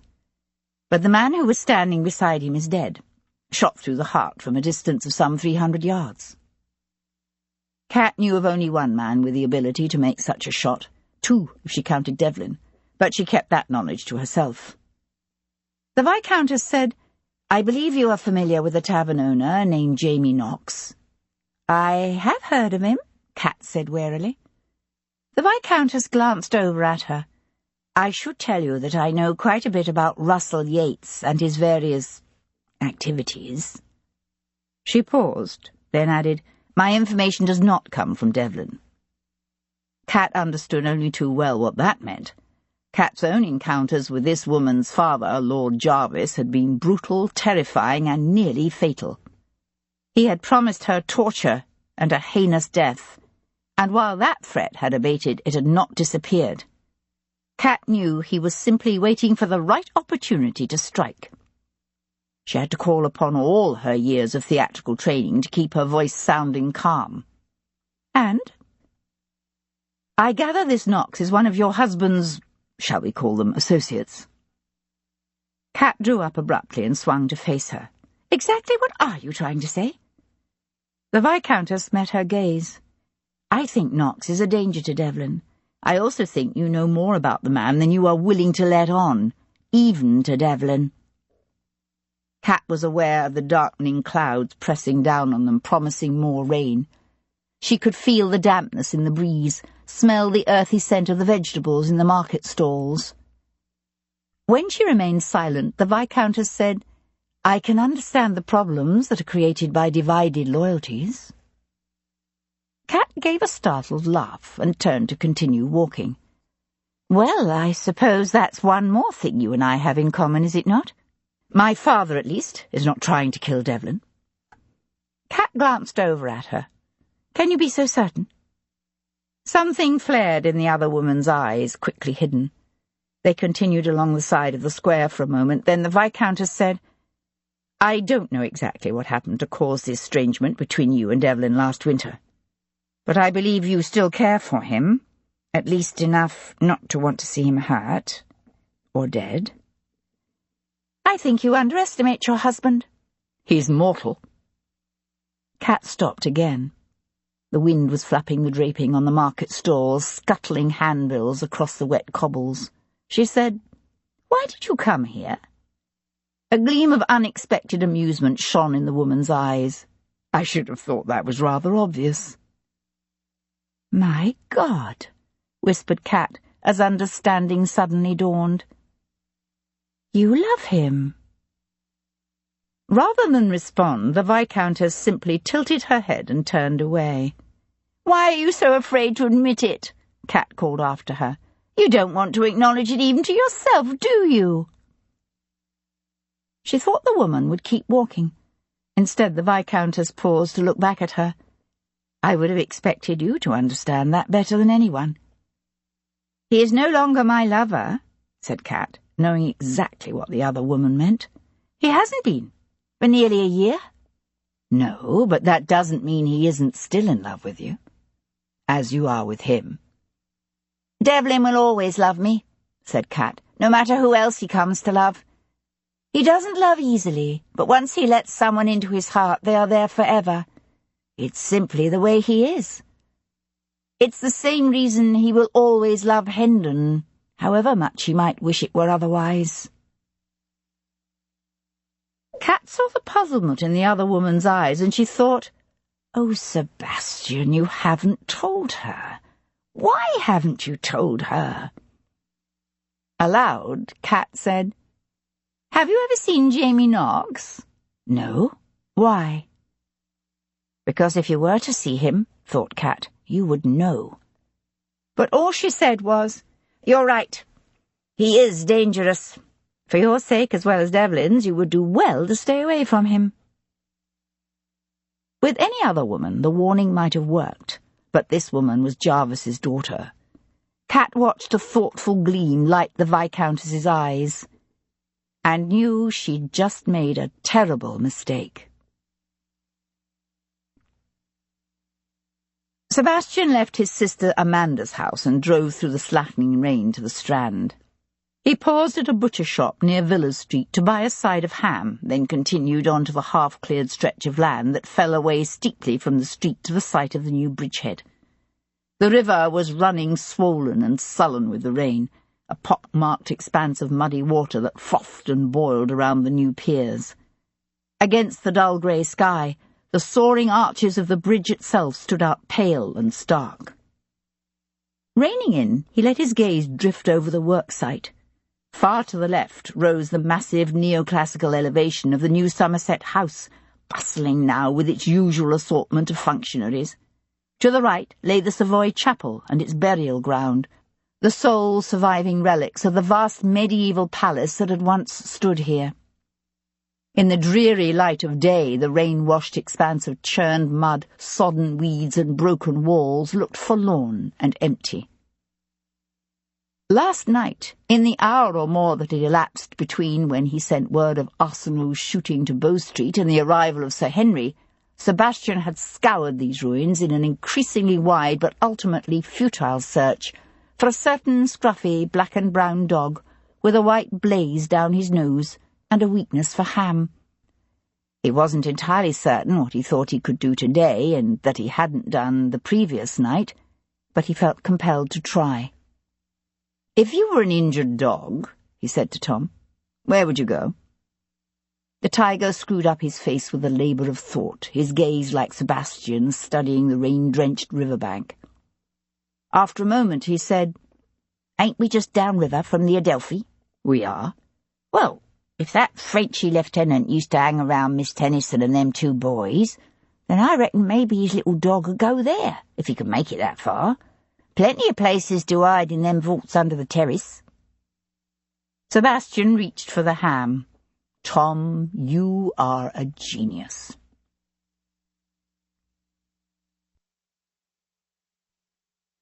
Chapter 42. Ignoring the curious stares and ribald comments that followed him, Sebastian plunged deep into the dank, shadowy, subterranean world of the Adelphi. "Chien," he called, unwrapping the ham. "À moi, chien! Chien!" He tromped through the warehouses of the wine merchants, their owners' angry shouts and threats following him. He scrambled over dusty coal piles and penetrated deep into the dank recesses of the wharf's vast stables. "Chien!" He stood with one hand on his hip, watching the dust motes drift lazily in the gloom, breathed in the odour of manure and mouldy hay. "Chien!" he bellowed, his voice echoing through the cavernous, high-vaulted space. Blowing out a long, frustrated breath, he turned to leave, and heard a faint, plaintive whimper. "Can you help him?" Sebastian asked. Paul Gibson stared down at the dog that lay stretched out and panting on the table in the front room of his surgery. "Well, I don't suppose dogs are that much different from people when it comes right down to it." He probed the bloody wound in the dog's shoulder with gentle fingers and frowned. "Leave him with me. I'll see what I can do." "Thank you," said Sebastian, turning toward the door. "But if word of this ever reaches my esteemed colleagues at St. Thomas's," Gibson called after him, "I'll never forgive you."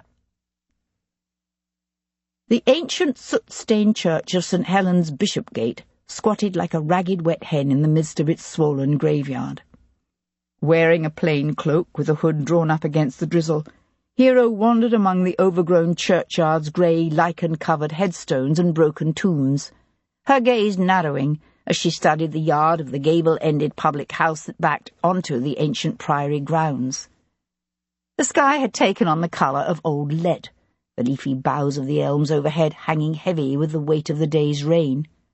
She could easily trace the line of the Roman wall that Gabrielle had once come here to examine. It ran from the rear of the churchyard, along the inn's court, to disappear between the Black Devil and the decrepit structure beside it. So absorbed was she in her study of the ancient masonry that it was a moment before she became aware of a tall gentleman dressed all in black walking toward her.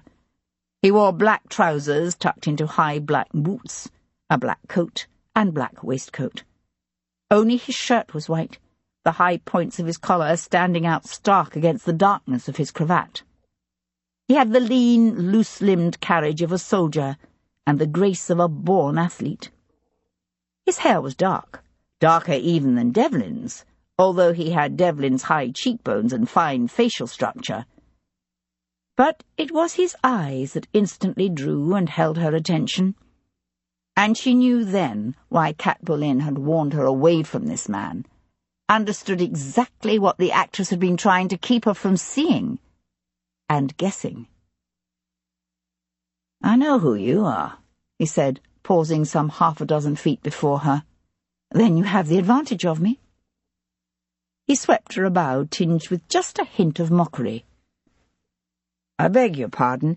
Please allow me to introduce myself. Mr. Jamie Knox at your service." His accent was not that of a gentleman. "Ah," she said non-committally. He straightened, his gently moulded mouth curving into a smile that didn't touch those strange yellow eyes. "Why are you here?" "What makes you assume I am here for any reason other than to study the architecture and monuments of St. Helens? Did you know it was once the parish church of William Shakespeare?" "No, but I don't think you're here because of some long-dead scribbler. Are you spying on us, then?" "And if I were to do so, would I see anything interesting?" His smile broadened unexpectedly, a genuine, if somewhat sardonic smile, and for a moment he looked so much like Devlin that the resemblance nearly took her breath. He said, "I see you left your carriage up the lane. That was not wise." She raised one eyebrow in a deliberately haughty expression. "Are you threatening me?" He laughed. "Me? Ah, no. But the neighbourhood's not the best. You never know what might happen to a young gentlewoman such as yourself, all alone, on a wet, gloomy day such as this." She slipped her right hand into the reticule that hung heavily against her. "I'm better able to defend myself than you may perhaps realize." A gust of wind swelled the canopy of the trees overhead, loosing a cascade of raindrops that pattered on the aged tombstones and rank grass around them. "That's good to know," he said, his gaze locked with hers. He took a step back and tipped his head. "Do tell your husband I said hello." And he walked away, leaving her staring after him and wondering how he had known who she was, when she herself had never seen him before that day. Sebastian was stripping off his bloody, coal-stained shirt in his dressing room when he heard the distant pounding of the front knocker. Reaching for the pitcher, he splashed hot water into the wash-basin. An angry shout drifted up from the entry hall below, followed by a scuffle and the thump of quick feet on the stairs. "Sir!" came Moray's outraged cry. "If you will simply wait in the drawing-room, I will ascertain if his lordship—" "Sir!" Sebastian paused, his head turning, just as Charles Tennyson Dynecourt, the honourable member from Lincolnshire, came barrelling through the dressing-room door. "You bloody interfering bastard!" Dynecourt shouted, drawing up abruptly in the centre of the room. His face was red from his run up the stairs, his hands curled into fists at his sides, his cravat askew. "This is all your fault. You've ruined me, do you hear me? You have positively ruined my hopes of having any significant future in government." Sebastian nodded to the major-domo hovering in the open doorway. "It's all right, Moray. I can handle this." The major-domo bowed and withdrew. Sebastian reached for a towel. "Tell me how, precisely, am I supposed to have injured you?" he said to Dynecourt. Gabrielle's cousin stared at him, his nostrils flaring, his chest lifting with his agitated breathing. "It's all over town." Sebastian dried his face and ran the towel down over his wet chest. What is all over town? About Gabrielle and her French lover. This is your fault, you and your damnable insistence on pushing your nose into other people's private affairs. I've been afraid this would come out. Sebastian paused for a moment, his head coming up. You knew about Lieutenant Philippe Arsenault. Suddenly, tight-lipped and silent, D'Aincourt stared back at him. Sebastian tossed the towel aside. How did you know? D'Aincourt adjusted the set of his lapels. I saw them together. Indeed, it was my intention to alert Hilliard to what was happening as soon as he returned to town.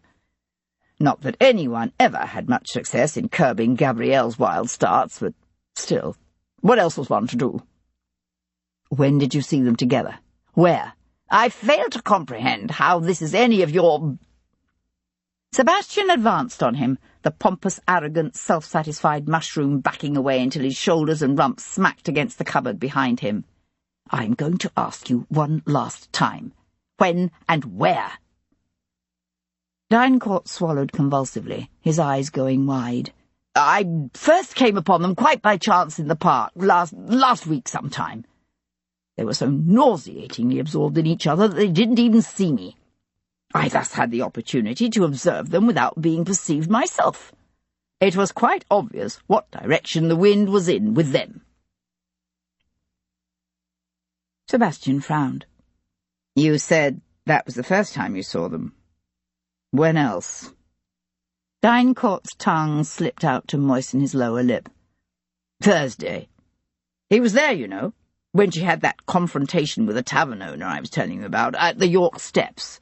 The two men nearly came to blows. Arsenault was with her when Gabrielle quarrelled with Knox. If Knox is the rogue's name, then yes. And when you told me about the incident, you left Arsenault's presence out. Why? I should think my reasons would be self-evident. My first cousin, my female cousin, involved in a sordid affair with one of Napoleon's officers? Do you have any idea what this is going to do to my political career? Sebastian was aware of a bead of water from his wet hair running down one cheek. A man is dead because of you, and you stand there and bleat about your bloody political career. D'Aincourt put up a hand to straighten his cravat, his chin lifting and turning to one side as if to ease a kink in his neck. What man are you suggesting is dead because of me? Arsenault. D'Aincourt looked dumbfounded. I don't know how you think you can hang his death on me, but who cares if he's dead? The man killed Gabrielle and my nephews, or haven't you heard? Sebastian swiped the back of his arm across his wet cheek. What the devil are you talking about? A condescending smirk spread over D'Aincourt's self-satisfied face. Seems that the night before he died, Arsenault confided to one of his fellow French officers that he killed Gabrielle and the boys. D'Aincourt's tight smile widened. What's the matter? Did Bow Street forget to tell you?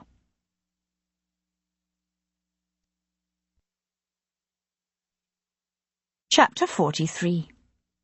Sir Henry Lovejoy paused beneath the protective arches of the long arcade overlooking the market square of Covent Garden. The rain had started up again, sweeping in great wind-blown sheets over the shuttered stalls and lean-tos in the square. He was not a man prone to profanity, but at the moment the urge to give vent to his anger against Charles Tennyson D'Aincourt was undeniably powerful. He swallowed hard, and said to the man who stood beside him, I would like to apologize, my lord. I had not intended for you to learn of this development in such a manner. Never mind that, said Devlin. How did this come about? A gentleman approached us this morning with word that Arsenault's death had inspired one of his fellow French officers to come forward with the information. What's this officer's name? Alain Lefebvre, an infantry captain, I believe, taken at Badajoz. He says Arsenault confessed whilst in his cups to having stabbed Miss Tennyson in the midst of a lover's quarrel. And the two boys, Alfred and George? He says Arsenault claimed at first to have been overcome with remorse for what he'd done, so that he set out to drive the boys back to London. Only he panicked and decided to kill the boys too in an attempt to cover up his guilt. The children's bodies are hidden in a ditch or gully somewhere. We've set men out searching the routes between the moat and the city, but at this point it's becoming doubtful the poor lads' bodies will ever be found. Devlin kept his gaze focused on the square, where loose cabbage leaves fluttered in the wind. I'd be interested to speak with this Lefebvre. Unfortunately, the man is already on his way back to France. Devlin swung his head to stare at him. He what? As a reward for his cooperation. I understand they thought it best to get him out of the country quickly, for his own protection. An eddy of wind blew a fine mist in their faces. Lovejoy removed his spectacles and wiped them with his handkerchief before carefully fitting them back on his face. His information does fit the facts as we know them. Only if one were unacquainted with Philippe Arsenault. When Lovejoy remained silent, the Viscount said, "What was the basis of Arsenault's quarrel with Miss Tennyson supposed to have been?" Lefebvre didn't know, but there are some recent developments that may shed light on the subject. Earlier today, 4 paroled French officers were captured attempting to escape to France. One of the men retaken, a hussar captain named Pelletier, was reputedly one of Arsenault's intimates. Devlin frowned. Is this Pelletier a big bear of a man with blonde love-locks and a long moustache? That sounds like him, yes. Do you know him? I've seen him. When did the escaping men leave London? Sometime before dawn this morning, we believe. They were found hidden in the back of a calico printer's cart that had been fitted out with benches on the inside. The speculation is that there were originally to have been 6 men involved in the escape attempt, with Arsenault being one of the missing men, and the other being the French officer you killed when he attacked you in Covent Garden the other night. There appears to have been some sort of falling out amongst the conspirators, which is doubtless why Arsenault was killed, for fear that he meant to betray them. Does this Hussar Captain Pelletier confirm that? All of the fugitives taken up are refusing to speak to anyone about anything. One of the constables attempting to retake the men was shot and killed, which means they'll all now hang for murder. Lovejoy shook his head. Shocking, is it not, for officers to go back on their sworn word? It displays such an utter want of all the feelings and instincts of a gentleman. Lovejoy expected Devlin, as a former military man himself, to be particularly harsh in his condemnation of any officer who so dishonoured himself. The Viscount was silent for a moment, his eyes narrowing as he stared out at the rain. But when he finally spoke, his voice was oddly tight. I suppose they were homesick and despaired of ever seeing France again. Sometimes it does seem as if this war will never end. I suppose so, but... Devlin turned toward him suddenly, an arrested expression on his face. Did you say a calico printer's cart? Lovejoy blinked. Yes, although I fear we may never determine precisely which calico printer is involved, if indeed one is. You find that significant for some reason, my lord? It just may be. Jamie Knox was supervising the loading of a dray in the rain-washed courtyard of Calvert's Brewery in Upper Thames Street when Sebastian came to stand under the arch.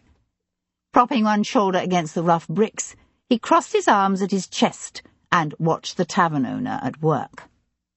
The air was heavy with the yeasty smell of fermenting hops, the tang of wet stone and brick, the odour of fish rising off the nearby rain-churned river.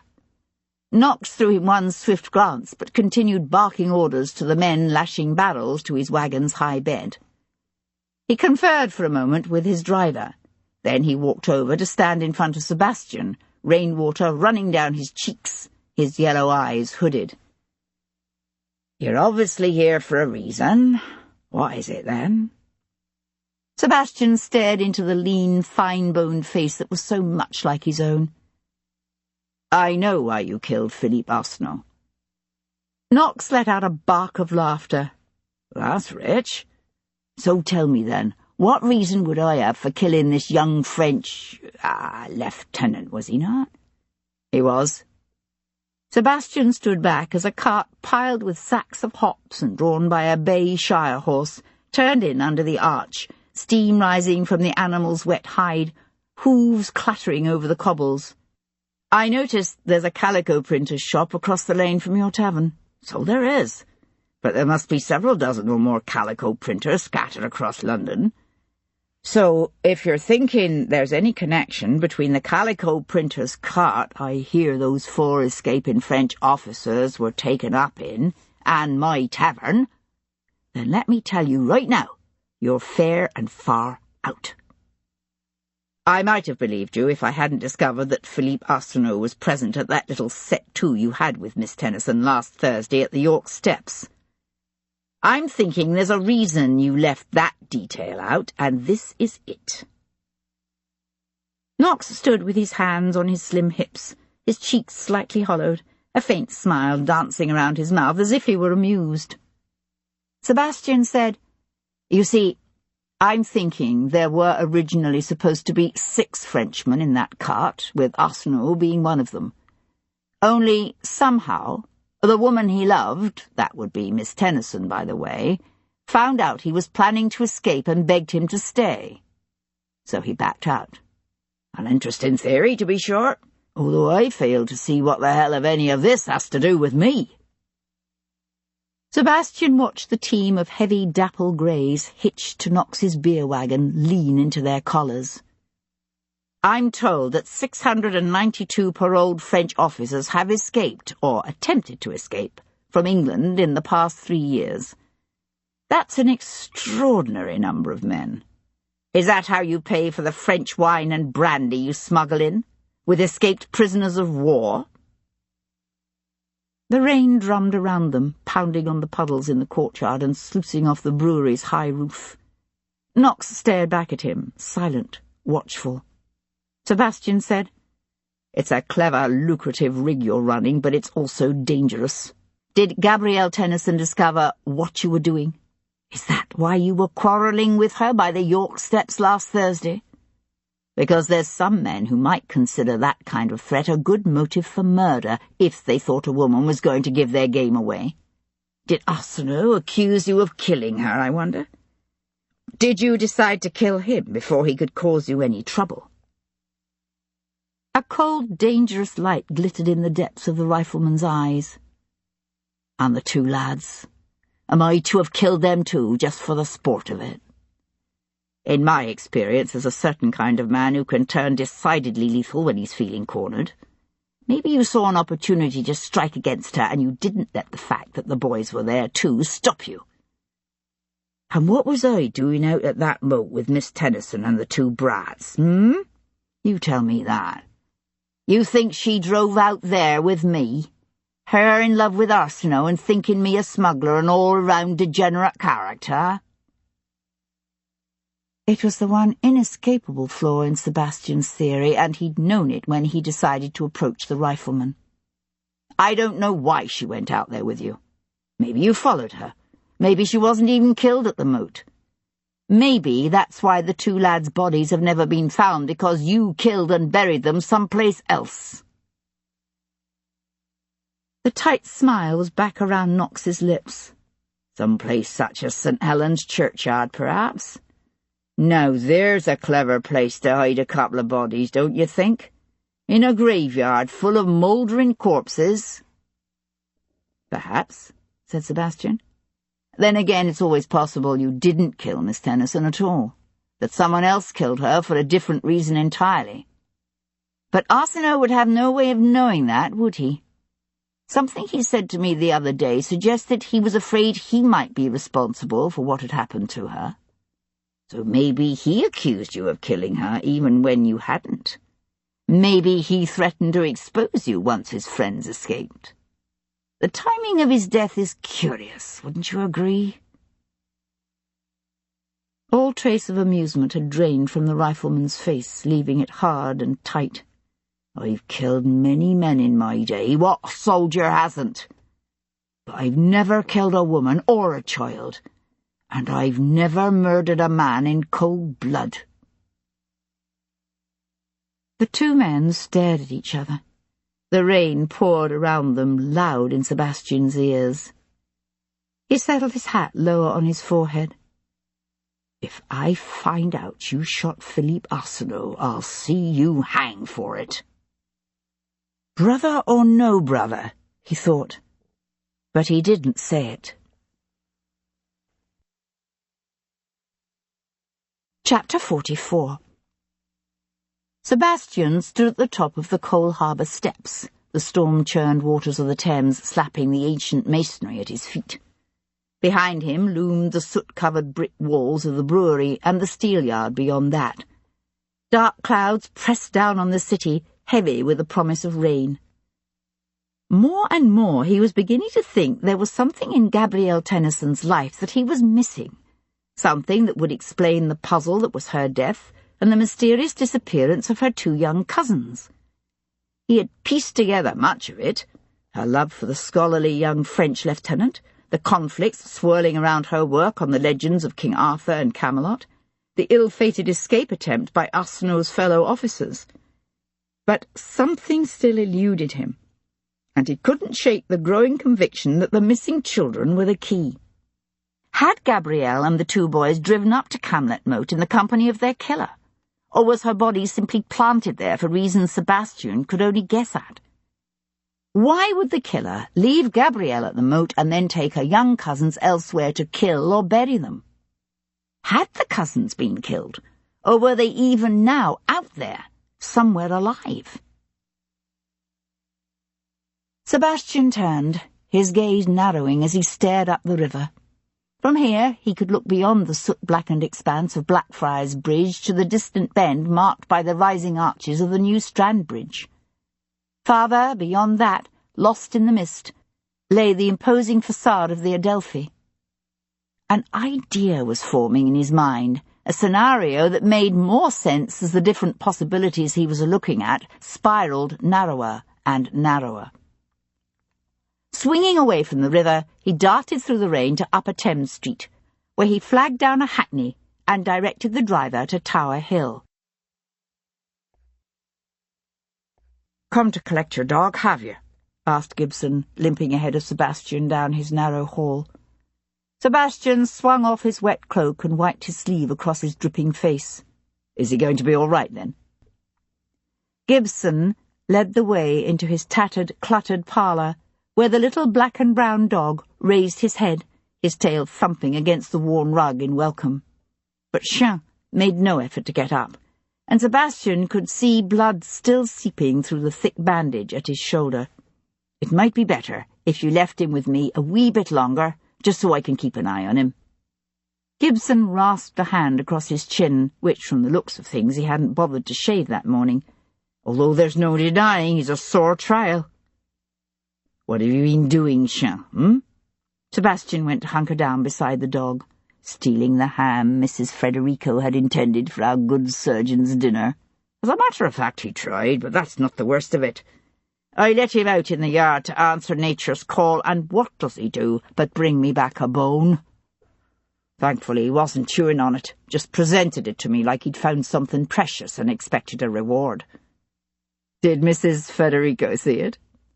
Gibson's housekeeper, Mrs. Federico, was both extraordinarily squeamish about her employer's activities and blissfully ignorant of what lay buried in his yard. "Fortunately, no. But if he starts digging holes out there, I'm going to be in trouble." Gibson eyed Sebastian darkly. "Go on then, laugh if you want. But if you're not here for the dog, then why are you here?" "Do you still have the clothes Gabrielle Tennyson was wearing when she was murdered?"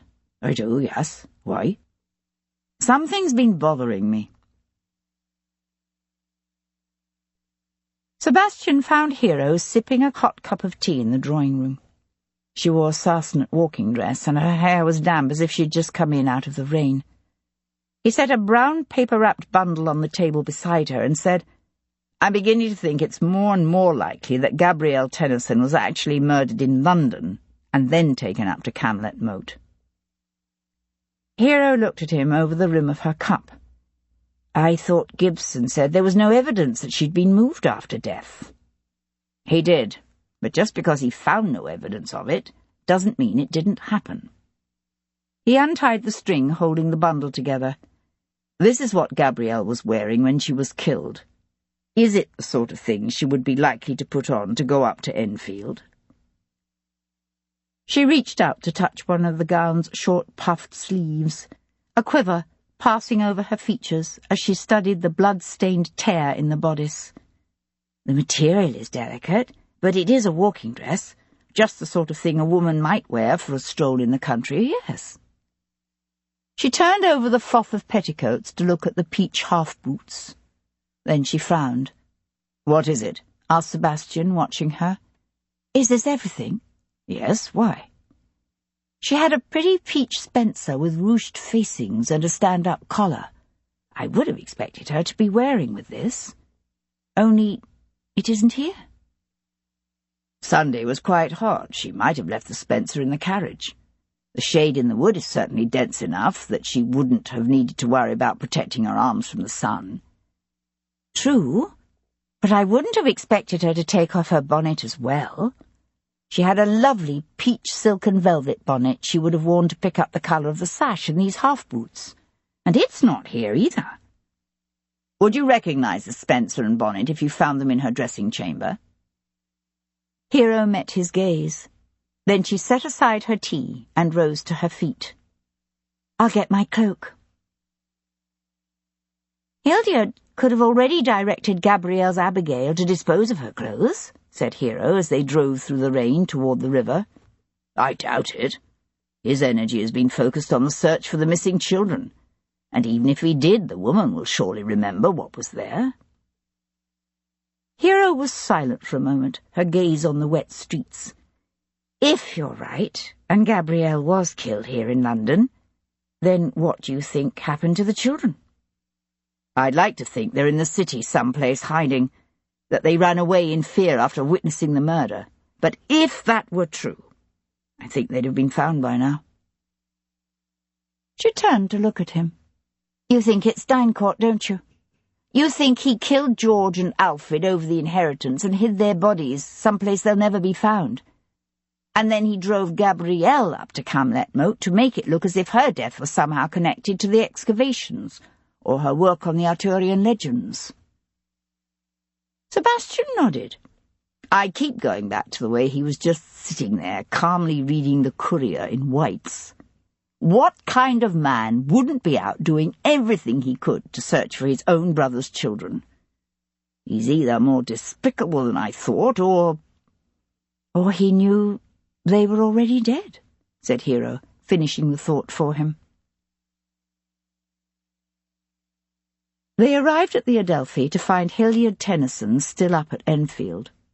Rather than attempt to explain their mission to the servants, Hero claimed to have forgotten something during her previous visit and ran up the stairs to Gabrielle's room while Sebastian asked to see the housekeeper and returned George Tennyson's poem to her. "Oh, your lordship, I'm ever so grateful for this," said Mrs. O'Donnell, tearfully clasping the paper to her ample bosom. "I thought sure you must have forgotten it, but I didn't feel right asking you for it." "My apologies for keeping it so long," said Sebastian with a bow. Looking up, he saw Hero descending the stairs. Their gazes met.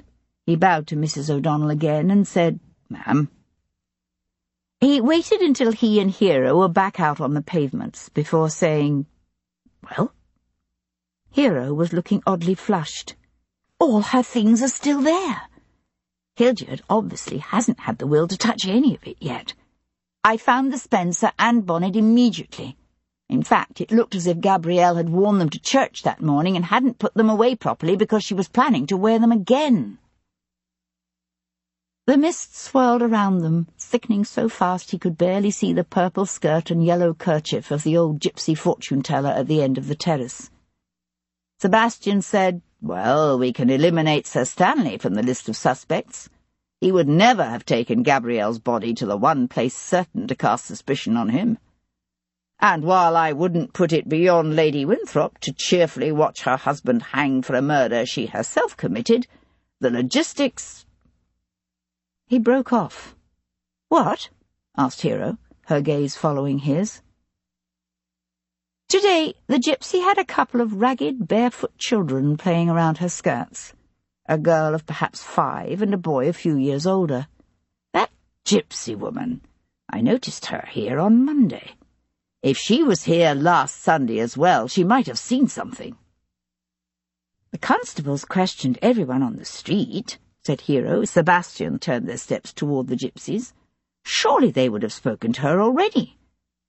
I've no doubt they did, but you can ask a Rom the same question 10 times and get 10 different answers.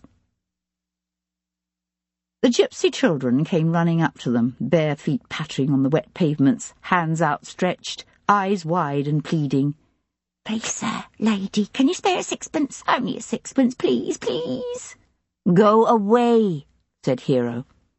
The boy fixed Hero with a fierce scowl as his wheeling turned belligerent and demanding. "You must give us 6pence. Give us a 6pence or I'll put a curse on you." "Don't give it to them," said Sebastian. "They'll despise you for it." "I've no intention of giving them anything." Hero tightened her grip on her reticule. "Nor do I see why we are bothering with this gypsy woman. If she lied to the constables, what makes you think she will tell you the truth?" The Rom have a saying, "Chachimo Romano." Hero threw him a puzzled look. "What does that mean?" "It means the truth is expressed in Romany." Chapter 45. "Sarishan Rior," Sebastian said, walking up to the fortune-teller. The gypsy leaned against the terrace's iron railing, her purple skirt and loose blouse ragged and tattered, her erect carriage belied by the dark, weathered skin of a face etched deep with lines. Her lips pursed, her eyes narrowing as her gaze travelled over him, silent and assessing. "O boro duvel ach poleste," he said, trying again. She snorted and responded to him in the same tongue. "Where did you learn your Romany?" "Iberia. I should have known." She turned her head and spat. "The Gitanos. They have forgotten the true language of the ancients." She eyed him thoughtfully, noting his dark hair. "You could be Rom. You have something of the look about you, except for the eyes. You have the eyes of a wolf, or a jettatore." She touched the blue and white charm tied around her neck by a leather strap. It was a nazar, a talisman worn to ward off the evil eye.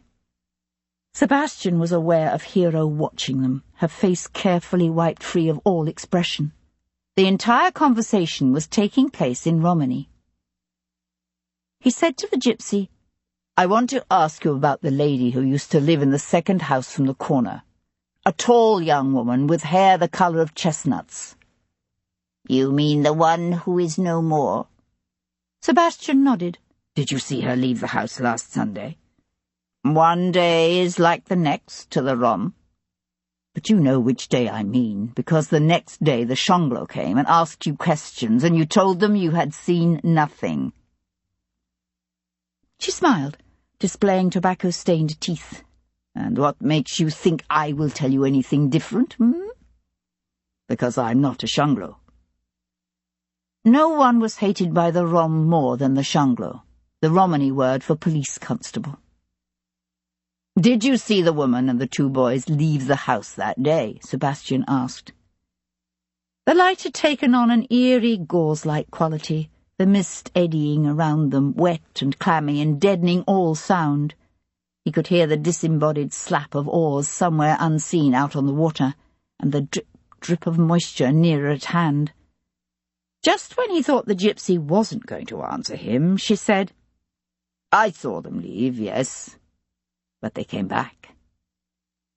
He realized she must have seen Gabrielle Tennyson and the 2 children leaving for church that morning. He said, "And after that, did someone come to visit them? Or did they go out again? Who knows? I left soon after." The gypsy's dark gaze travelled from Sebastian to Hero. but I saw her." Sebastian felt his mouth go dry, and a strange tingling dance across his scalp. The old woman's lips stretched into a smile that accentuated the high, stark bones of her face. "You didn't want to hear that, did you? But it's true. She came here. Not that day, but the day before, in a yellow carriage pulled by 4 black horses. Only there was no one home, and so she went away again." As if aware that she had suddenly become the topic of conversation, Hero glanced from him to the gypsy, then back again. "What? What is she saying?" Sebastian met the old woman's dark, unblinking eyes. "I want to know the truth, whatever it may be." The old woman snorted. "You just heard it. Now the question becomes, what will you make of it?" They walked along the edge of the terrace, the sound of their footsteps echoing hollowly in the white void. Sebastian could feel the mist damp against his face. The opposite bank, the wherries on the river, even the tops of the tall brick houses beside them had all disappeared behind the thick white blur of fog. It was Hero who broke the silence, saying, "Where did you learn to speak Romany?" "I travelled with a band of gypsies for a time in the peninsula." She stared at him, her gaze solemn. "And are you going to tell me what the woman said?" "She says, you came to see Gabrielle on Saturday, and don't even think about denying it because she described your carriage and horses. Did you not notice her? Or did you simply assume she wouldn't recognize you?" He watched as her lips parted on a suddenly indrawn breath. Then she said, "Ah," and turned her head away to gaze out at the fog-choked river. He studied her tense profile, the smooth curve of her cheek, the faint betraying line of colour that rode high along the bone. "There's only one reason I can come up with that would explain why you've kept this from me, and that's because Jarvis is somehow involved. Am I right?" "He says he didn't kill her." "And you believe him?" She hesitated a moment too long. "Yes." He gave a sharp bark of laughter. "You don't exactly sound convinced." The figure of a man materialized out of the mist and walked toward them, a workman in rough clothes with what looked like a seaman's bag slung over one shoulder. Sebastian saw the flush along her cheekbones darken now with anger. He said, "Tell me what's going on." "You know I can't." He gave a ringing laugh. "Well, I suppose that answers the question about where your loyalties lie." "Does it?" She brought her gaze back to his face. "You think I should betray my father to you. So, tell me, would you expect me to betray you to him?" She laid her hand on the soft swell of her belly. "And 20 years from now, if this child is a girl, would you think it right that she betray you to whatever man she marries?" When he remained silent, she said, "Have you been so honest with me, Devlin? Will you tell me why you can't even bear to be in the same room with your father? And will you tell me about Jamie Knox? Will you tell me why a common ex-rifleman and tavern owner looks enough like my husband to be his brother? Neither one of us has been exactly open with the other, have we?" "No," said Sebastian, just as the man passing them pivoted quickly, his bag slumping to the pavement, as he raised a cudgel and brought it down hard across Sebastian's back. The breath left his body in a huff, the pain of the blow dropping him to his knees. Sebastian fumbled for the dagger in his boot, fought to draw air back into his lungs. He saw the man raise his club to strike again, was aware of Hero beside him, her hands at her reticule.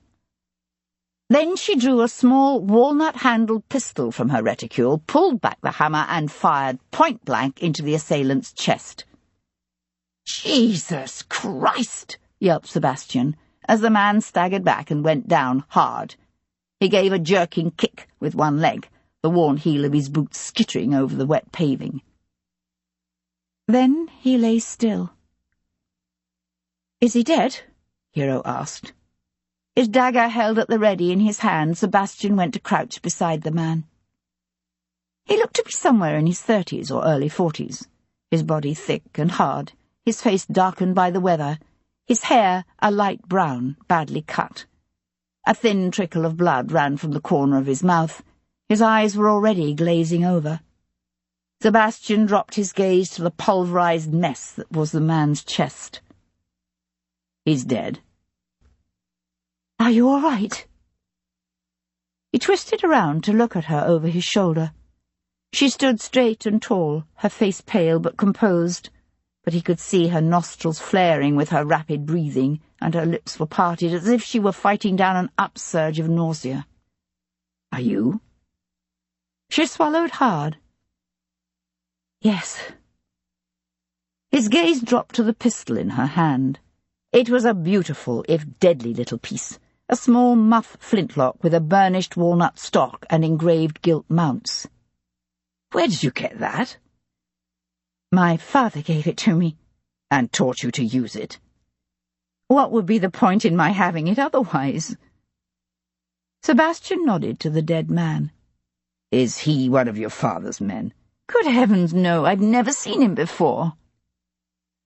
Sebastian drew in an experimental deep breath that sent a white flash of pain shooting across his back and around his side, so that he had to pause with one arm propped on his bent knee and pant for a minute. She watched him, a frown drawing her brows together. "Are you certain you're all right? Shall I get one of the footmen to help you up?" "Just give me a moment." He tried breathing again, more cautiously this time. "Are you going to tell me about the connection between Child and your father?" he asked when he was able. "That is how Jarvis comes into this, isn't it?" She met his gaze. "You know I can't do that, but I see no reason why you can't ask him about it yourself." Sebastian grunted and reached out to grasp one of the dead man's arms and haul the lifeless body up over his shoulder. She watched him. "Is that wise, considering you are hurt?" He pushed to his feet with another grunt, staggering slightly under the dead man's weight. "What are you doing?" she asked. "Taking your father a present." He thought she might object, but she didn't.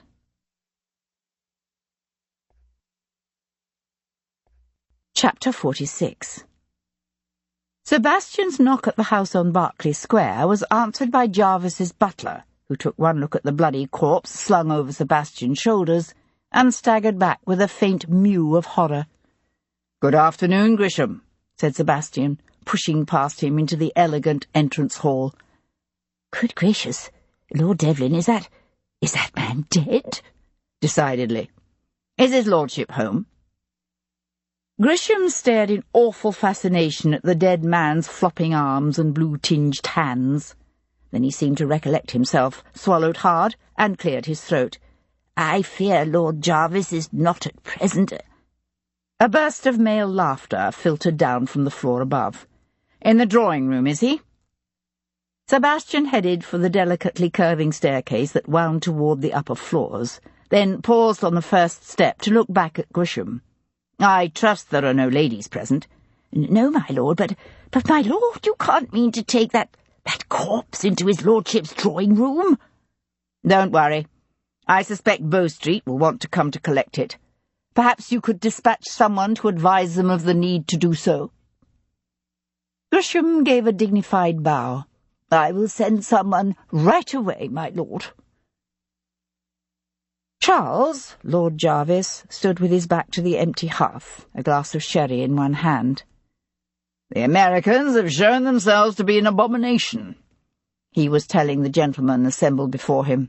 "What they have done will go down in history as an insult, not only to civilization, but to God himself.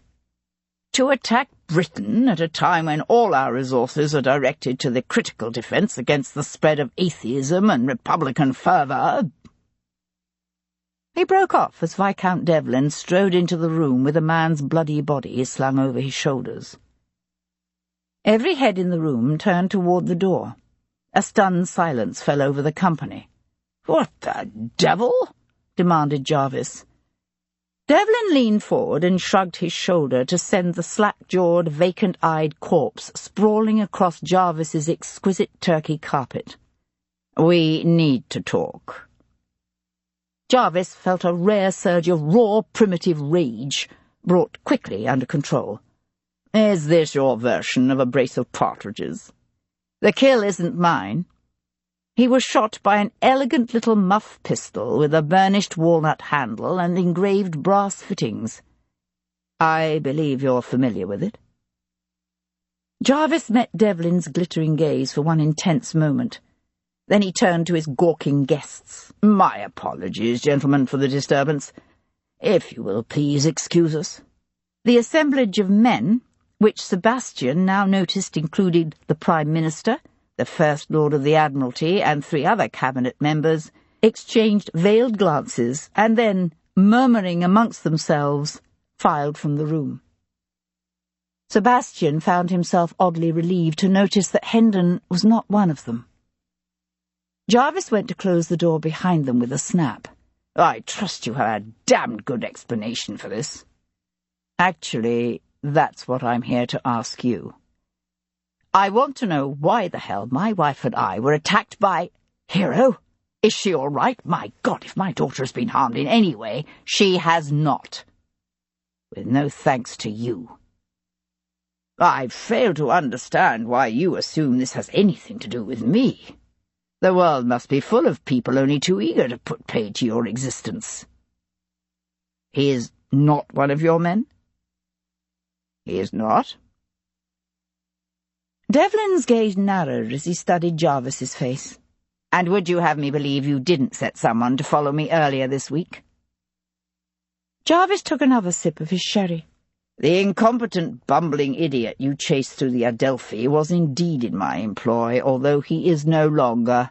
But I had nothing to do with—" He gestured with his glass toward the dead man on the carpet. "This. Who is he? If I knew, I wouldn't be here." Jarvis went to peer down at the dead man. "Something of a ruffian, I'd say, from the looks of him." He shifted his gaze to the dead man's torn, bloody shirt. "Hero did this?" "She did." Jarvis looked up, his jaw tightening. "Believe it or not, until my daughter had the misfortune of becoming involved with you, she had never killed anyone, and now—" "Don't," said Devlin, one hand raised as if in warning. "Don't even think of laying the blame for this on me. If Hero was in any danger this afternoon, it was because of you, not me." "Me?" 2 days before she died, Gabrielle Tennyson stumbled upon a forgery that involved someone so ruthless and powerful that she feared for her life. I think the man she feared was you."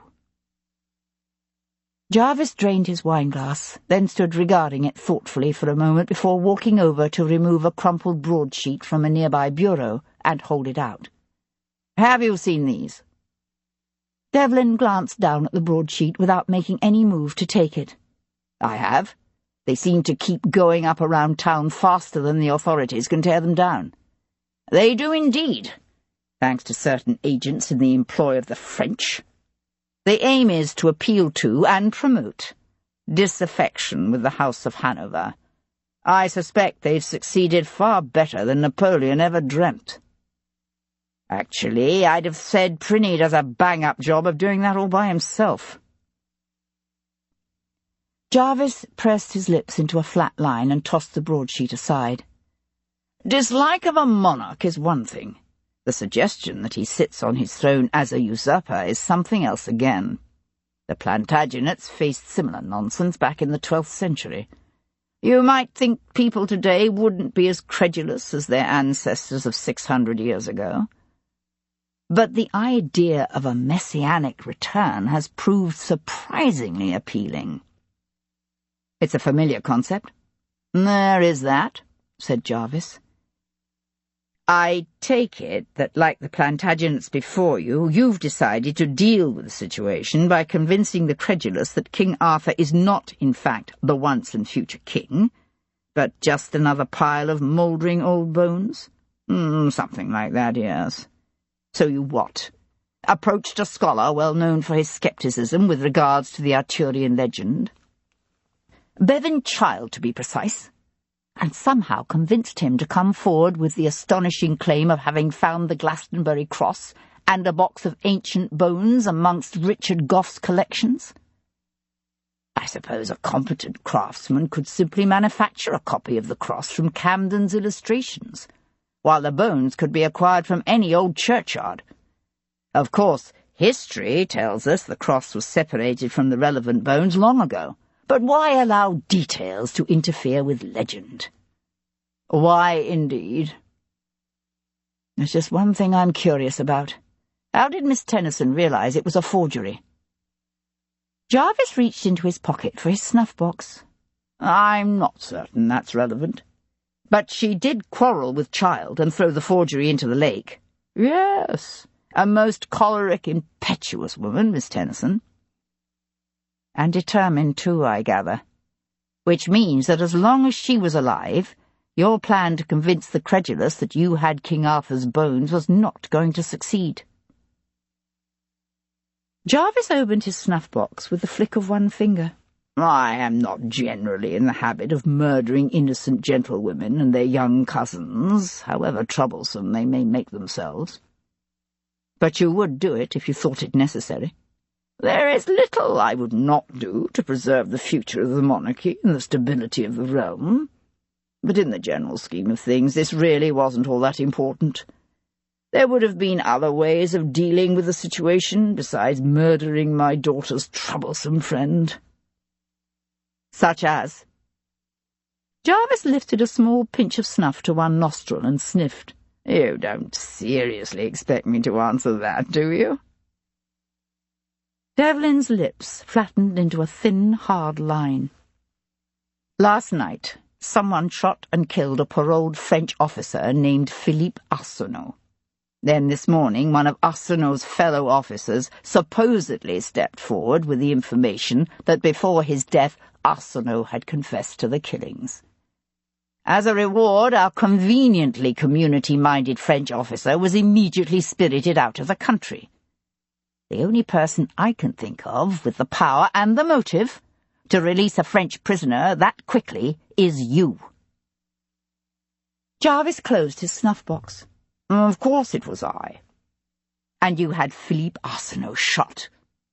I won't deny I took advantage of his death to shut down the inconvenient investigation into the Tennyson murders. But did I order him killed? No. The inconvenient investigation? Bloody hell! Inconvenient for whom? The Crown, obviously. Not to mention you and this bloody Glastonbury cross scheme of yours. When Jarvis remained silent, Devlin said, "How the devil did you convince Child to lend his credibility to such a trick?" Mr. Child has certain somewhat aberrant tastes that he would prefer others not to know about. How aberrant? Jarvis tucked his snuff-box back into his pocket. Nothing he can't indulge at the Lamb's Pen. And did Gabrielle Tennyson know about Child's aberrations? Possibly. So how do you know Child didn't kill the Tennysons? I don't. Hence the decision to shut down the investigation. It wouldn't do to have this murder be seen as linked in any way to the palace. Jarvis straightened his cuffs. It's over, Devlin. A murderer has been identified and punished with his own death. Devlin nodded to the dead man before him. Doesn't exactly look over to me. You don't know this attack was in any way related to the Tennyson case. The authorities are satisfied. The populace has already breathed a collective sigh of relief. Let it rest. Devlin's lip curled. And allow the real murderer to go free. Let those boys' parents up in Lincolnshire live the rest of their lives without ever knowing what happened to their children. Let us-nosed grieving parents in Saint-Malo believe their son a child killer? Life is seldom tidy. This isn't untidy. This is an abomination. He swung toward the door. Jarvis said, "You're forgetting your body." "Someone from Bow Street should be here for it soon." Devlin paused to look back at him. "I'm curious. What exactly made Hero think you killed Gabrielle Tennyson?" Jarvis gave the Viscount a slow, nasty smile. "Ask her."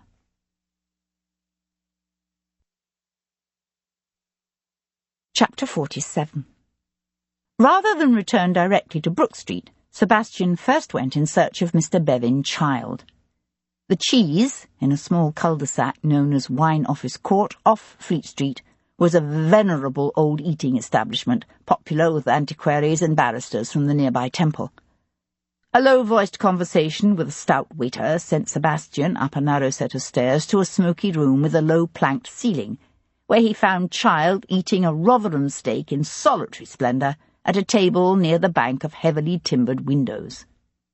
The antiquary had a slice of beef halfway to his open mouth when he looked up, saw Sebastian coming toward him, and dropped his fork with a clatter.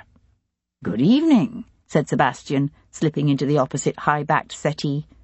"I was surprised when your man told me I might find you here. It's my understanding you typically spend Fridays at Gough Hall." The antiquary closed his mouth. "My schedule this week has been upset."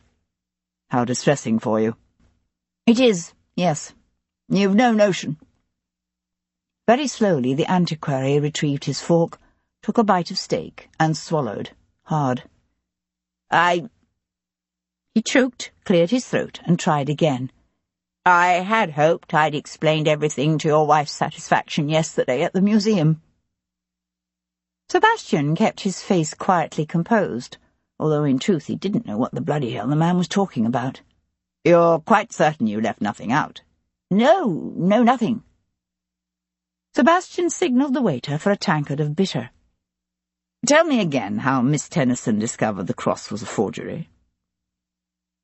Child threw a quick, nervous glance around, then leaned forward, his voice dropping. "It was the merest chance, actually.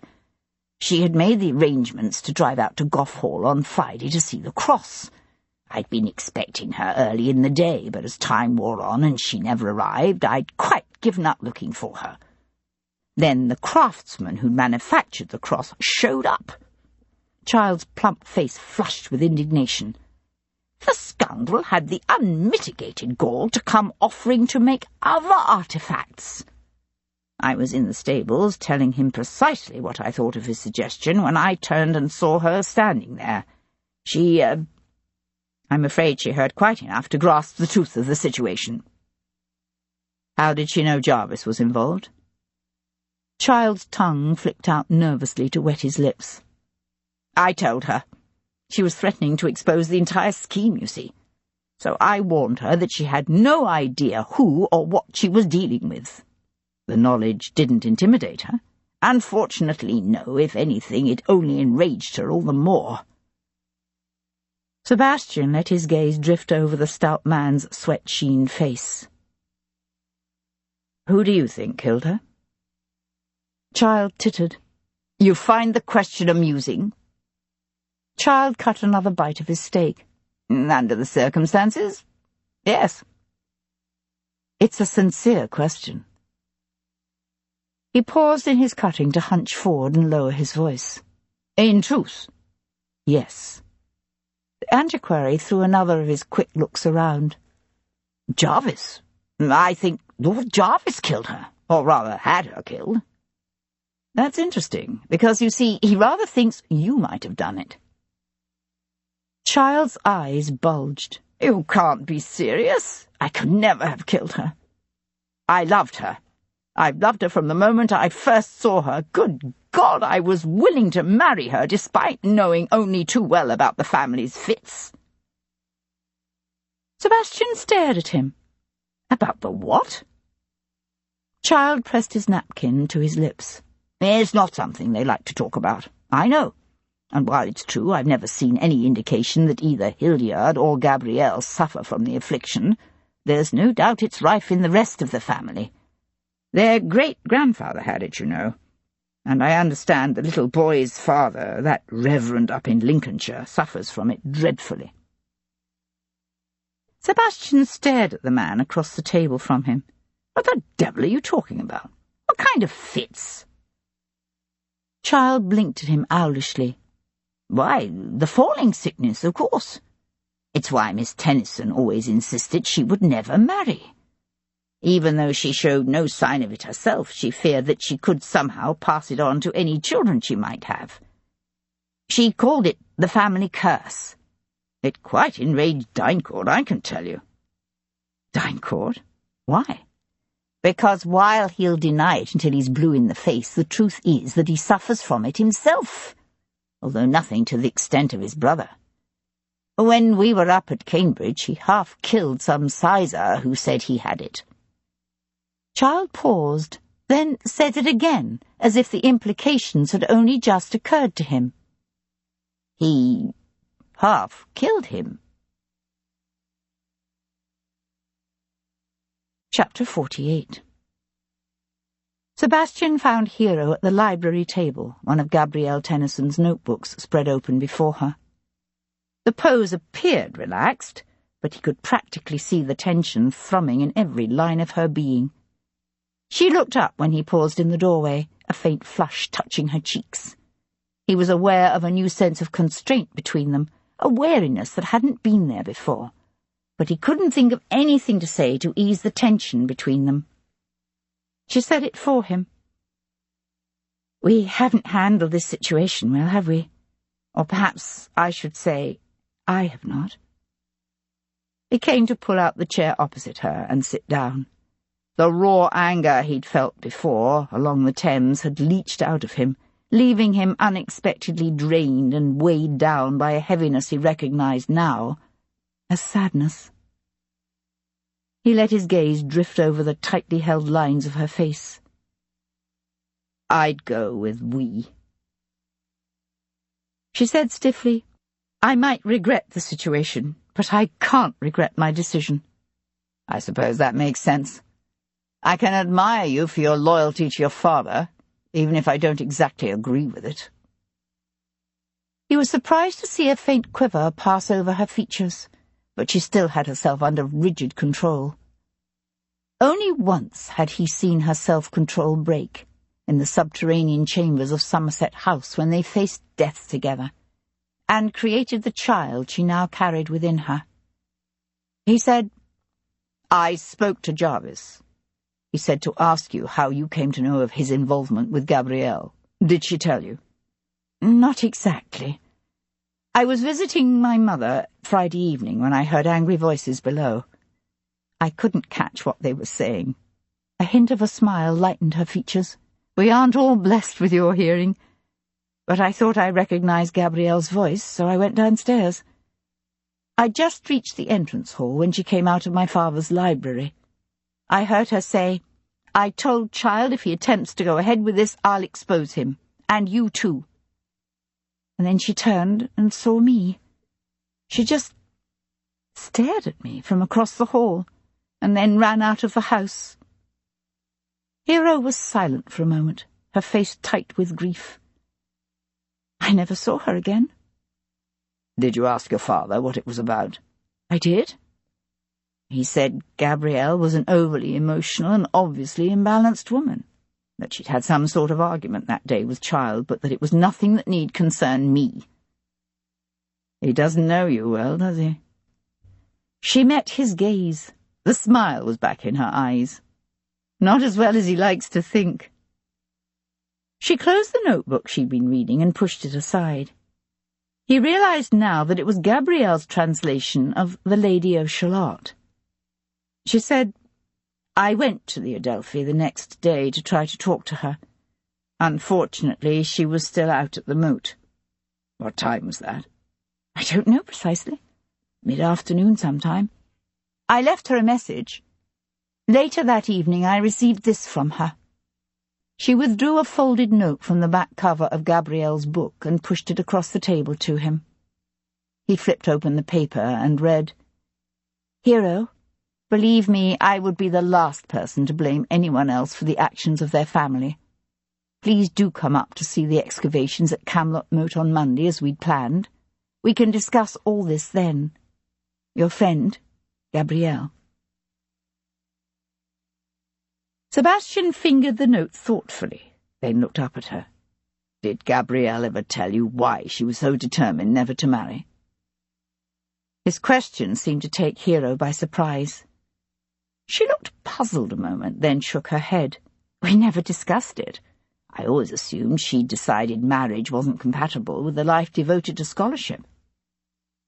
Bevan Child claims it was because there is epilepsy in her family and she feared passing it on to her own children."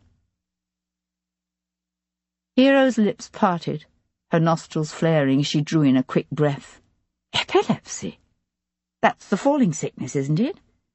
Do you think Child knows what he's talking about?" "I'm not certain. I went by the Adelphi to try to ask Hildyard, but he's still out searching for his cousins. There's no denying it makes sense of a number of things. All the strange statements made about the Reverend Tennyson's health, Dynecourt being made his father's heir, even some of the things said about the two boys." "You think the children could suffer from it?" "I don't know. You never saw any sign of it?" "No. But the truth is, I know almost nothing about the affliction, do you?" "No." Sebastian pushed to his feet. "But I know someone who does." "The fallen sickness." Paul Gibson looked from Sebastian to Hero and back again. They were seated on the torn chairs of the Irishman's cluttered, low-ceilinged parlour, the black and brown dogs stretched out asleep on the hearthrug beside them.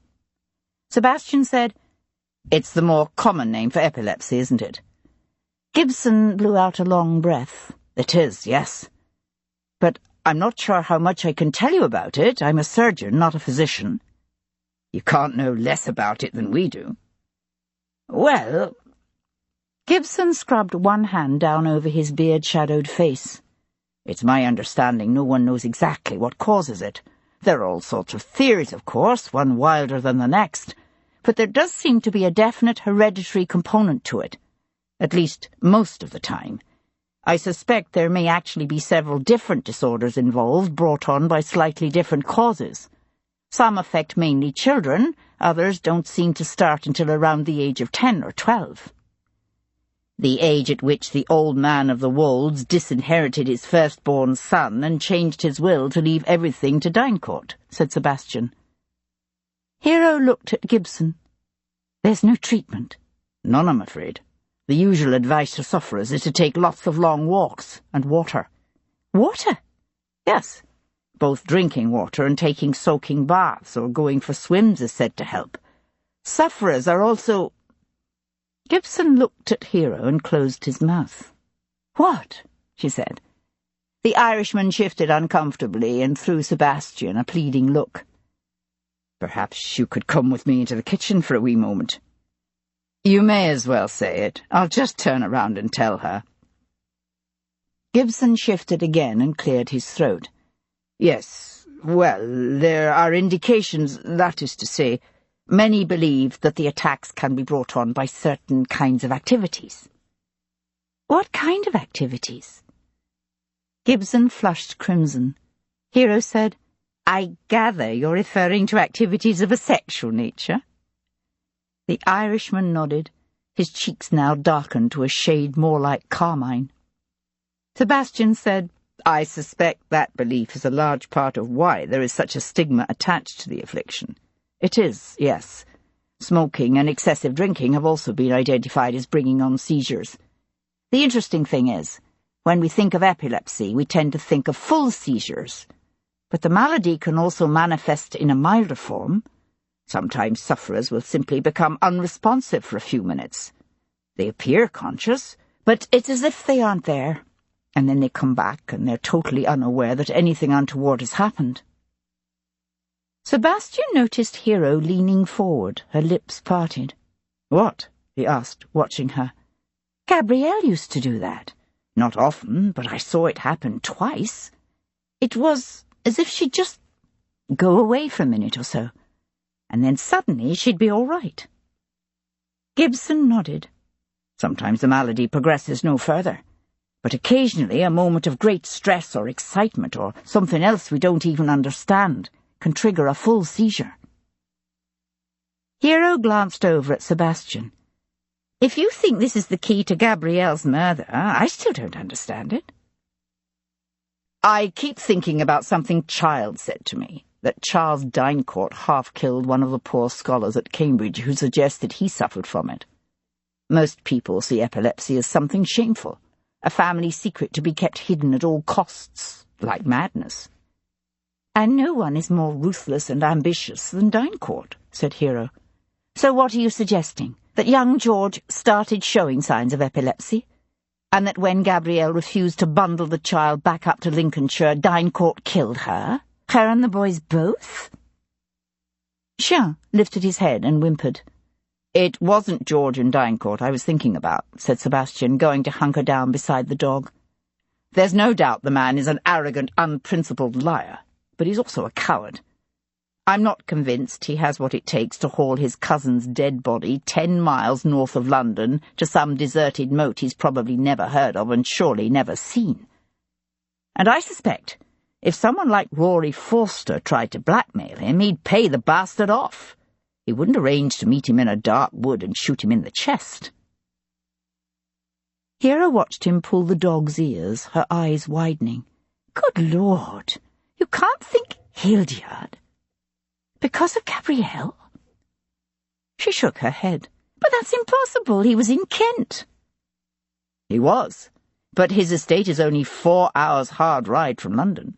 He could conceivably have left Kent early Sunday morning, ridden up to London, killed Gabrielle, driven her body up to Camlet Moat, and then ridden back to Kent late that night.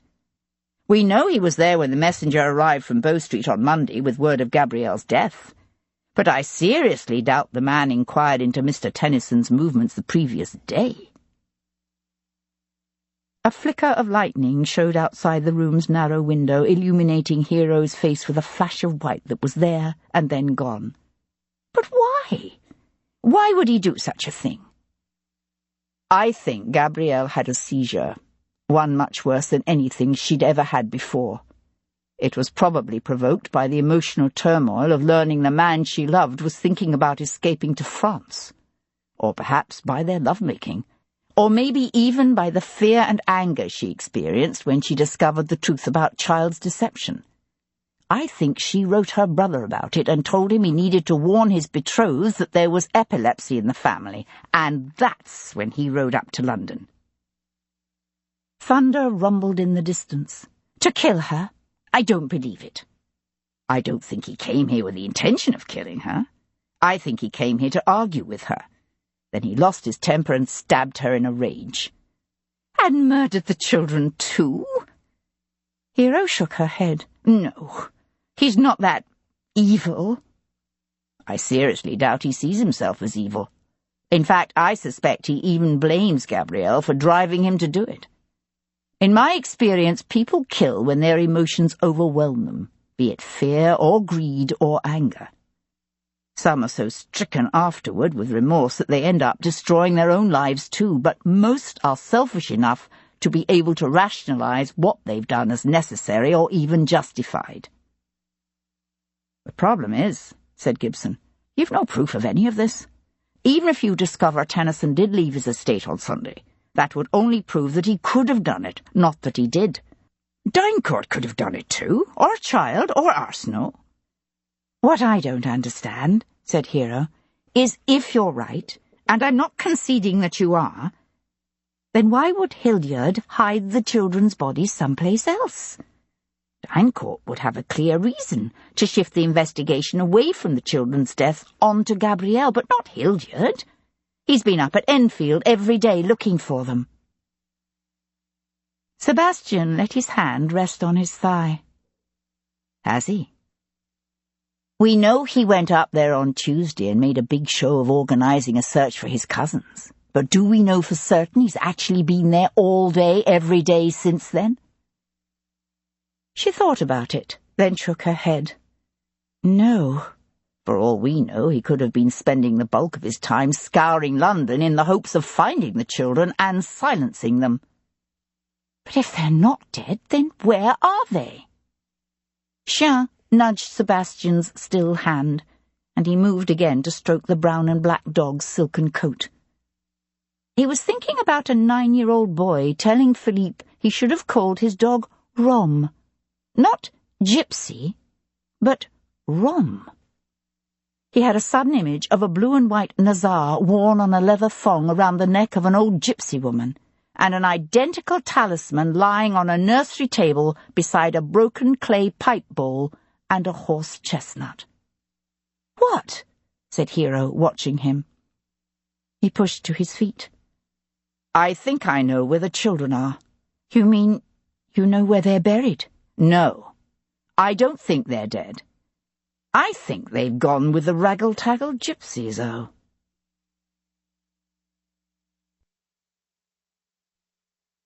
Chapter 49. They drove first to the Adelphi terrace in hopes the gypsy woman might still be there. But the angry clouds roiling overhead had already blotted out much of the light from the setting sun. The windows in the surrounding houses gleamed golden with lamplight, and the terrace lay wet and deserted beneath a darkening sky. Now what do we do? Asked Hero, shouting to be heard over the din of the wind and driving rain. Sebastian stared out over the rain-swollen river. Lightning flashed again, illuminating the underbellies of the clouds and reflecting off the choppy water. A Charlie on his rounds came staggering around the corner, headed for his box. He wore an old-fashioned greatcoat and held one hand up to hold his hat against the wind. His other hand clutched a shuttered lantern. "Sure then, 'tis a foul night we're in for," he said when he saw them. "It is that," agreed Sebastian. "We were looking for the gypsy woman who's usually here reading palms. Do you know where we might find her?" "Has she stolen something from you, sir? Nasty thieving varmints, the lot of them." "No, she hasn't stolen anything, but my wife," Sebastian nodded to Hero, who did her best to look credulous and eager. "My wife here was desirous of having her palm read." The Charlie blinked, but he was obviously inured to the strange ways of quality, because he said, "I think she belongs to that band what camps up around 9 Elms this time of year. I seen her leaving once or twice by Wherry." The hamlet of 9 Elms lay on the south side of the river, beyond Lambeth and Vauxhall, in a low marshy area known for its windmills and osier stands, and meadows of rue and nettle. "Thank you," said Sebastian, turning to shout directions to his coachman, and help Hero climb into the carriage. "Funny you should be asking about them," said the Charlie. Sebastian paused on the carriage steps to look back at him. "Why's that?" "Mr. Tennyson asked me the same thing," said the Charlie, "not more'n a couple of hours ago." They found the gypsy camp in a low meadow near a willow-lined brook, where some 6 high-wheeled caravans were drawn up in a semicircle facing away from the road. Wet cook fires burned sluggishly in the gloaming of the day, their blue smoke drifting up into the mist, the penetrating smell of burning wood and garlic and onions carrying on the wind. At the edge of the encampment, a herd of tethered horses sidled nervously, their heads tossing, their neighs mingling with the thunder that rolled across the darkening sky. As Sebastian signalled to his coachman to pull up, a motley pack of lean yellow dogs rushed barking from beneath the wagons. A tall man, wearing a broad-brimmed black hat and a white shirt, came to stand beside the nearest caravan, his gaze focused on them. He made no move to approach, just stood with one hand cupped around the bowl of his clay pipe, his eyes hidden by the brim of his hat as he watched the dogs surround them. "Now what do we do?" asked Hero, as the pack let snapping and snarling around the carriage. "Stay here." Throwing open the door, Sebastian jumped to the ground to scoop up a rock and hurl it into the pack. They all immediately drew back, ears flattened, tails low. "Impressive. Did you learn that in Spain, too?" Hero dropped down behind him, but he noticed she kept one hand in her reticule. Even if you don't have a rock, all you need to do is reach down and pretend to throw one, and the effect is the same. I'll try to remember that. They crossed the waterlogged meadow toward the camp, the tall, wet grass brushing against their clothes. They could see more men and women in full, gaily coloured skirts crouched around the fires, pretending not to notice their approach. But the children hung back in the shadows, still and quiet, as they watched with dark, sullen eyes. "Oboro duval archa paleste," called Sebastian to the lone man standing beside the nearest caravan. The man grunted, his teeth clenching down onto the stem of his pipe, his eyes fierce. He had weathered, sun-darkened skin and a bushy, iron-grey moustache and curly, dark hair heavily laced with grey. A pale scar cut through his thick left eyebrow. "The woman who tells fortunes near the Adelphi and the York Steps," said Sebastian, still in Romany. "We would like to speak to her." The gypsy stared at Sebastian, not a line in his face moving. "I know you have 2 Hadja children here with you," said Sebastian, although the truth was he didn't know it. He was still only working on a hunch. "A boy of 9 and a younger child of 3. The gypsy shifted his pipe stem with his tongue. "What do you think," he said in English, "that we Rom are incapable of producing our own children, that we need to steal yours?" "I'm not accusing you of stealing these children. I think you've offered them protection from the man who killed their cousin." When the gypsies simply continued to stare at him, Sebastian said, "We mean the children no harm, but we have reason to think that the man who murdered their cousin now knows where they are." Hero touched Sebastian's arm. "Devlin?" He turned his head. The old woman from the York Steps had appeared at the front doorway of the nearest caravan. She held by the hand a small child, his dark brown hair falling around his dirty face in soft curls like a girl's. But rather than a frock, he wore a blue short-sleeved skeleton suit. The high-waisted trousers, buttoned to a tight coat, were ripped at one knee, the white ruffled-collared shirt beneath it, grimy. He stared at them with wide, solemn eyes. "Hello, Alfred," said Hero, holding out her arms. "Remember me, darling?" The gypsy woman let go of his hand, and after a moment's hesitation he went to Hero.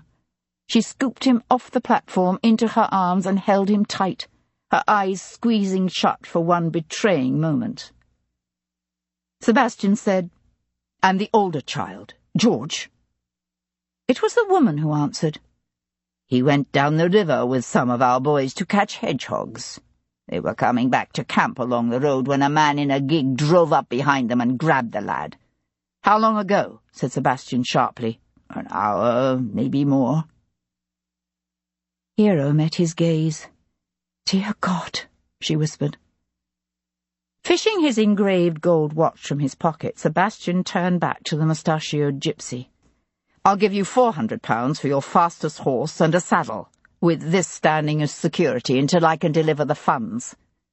And to make damned certain you give me your best horse, I'll pay you another £100 if I catch up with that gig in time." "But we don't know where they've gone," said Hero. "No, but I can guess. I think Hildyard is taking him to Camlet Moat." Chapter 50. The gypsies sold him a half-wild bay stallion that danced away ears flat when Sebastian eased the saddle over its back. "I don't like the looks of that horse," said Hero. She had the little boy balanced on her hip, his head on her shoulder, his eyelids drooping. "He's fast. That's what matters at this point." He tightened the cinch. "Lovejoy should still be at Bow Street. Tell him whatever you need to, but get him to send men out to the moat fast. What if you're wrong? What if Hildyard isn't taking George to Camlet Moat? If you can think of any place else, tell Lovejoy." Sebastian settled into the saddle, the stallion bucking and kicking beneath him. "Devlin?" He wheeled the prancing horse to look back at her. For one intense moment their gazes met and held. Then she said, "Take care, please." The wind billowed her skirts, fluttered a stray lock of dark hair against her pale face. He said, "Don't worry. I have a good reason to be careful." "You mean your son?" He smiled. "Actually, I'm counting on a girl, a daughter every bit as brilliant and strong and fiercely loyal to her sire as her mother." She gave a startled, shaky laugh, and he nudged the horse closer so that he could reach down and cup her cheek with his hand. He wanted to tell her she was also a part of why he intended to be careful, that he'd realized how important she was to him, even as he'd felt himself losing her without ever having actually made her his. He wanted to tell her that he'd learned a man could come to love again without betraying his first love. But she laid her hand over his, holding his palm to her face as she turned her head to press a kiss against his flesh. And the moment slipped away. "Now go," she said, taking a step back. "Quickly!" Sebastian caught the horse ferry at the Lambeth Palace gate. The gypsy stallion snorted and plunged with fright as the ferry rocked and pitched, the wind off the river drenching them both with spray, picked up off the tops of the waves. Landing at Westminster, he worked his way around the outskirts of the city until the houses and traffic of London had faded away. Finally, the road lay empty before them, and he spurred the bay into a headlong gallop. His world narrowed down to the drumbeat of thundering hooves, the tumbling, lightning-riven clouds overhead, the sodden hills glistening with the day's rain and shadowed by tree branches shuddering in the wind.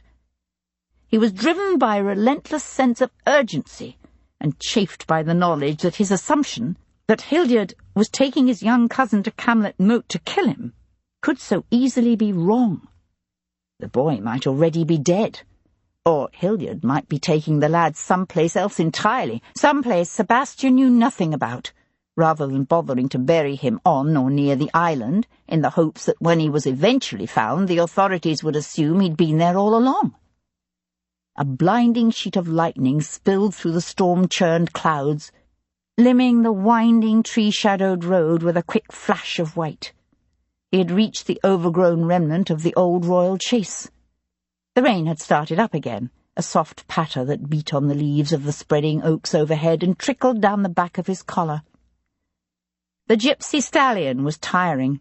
Sebastian could smell the animal's hot, sweaty hide, hear its laboured breathing as he turned off onto the track that wound down toward the moat. He drew the horse into a walk, his gaze raking the wind-tossed, shadowy wood ahead. In the stillness, the humus-muffled plops of the horse's hooves and the creak of the saddle leather sounded dangerously loud. He rode another 100 feet, and then reined in. Sliding off the stallion, he wrapped the reins around a low branch and continued on foot. He could feel the temperature dropping, see the beginnings of a wispy fog hugging the ground. As he drew closer to the moat, he was intensely aware of his own breathing, the pounding of his heart.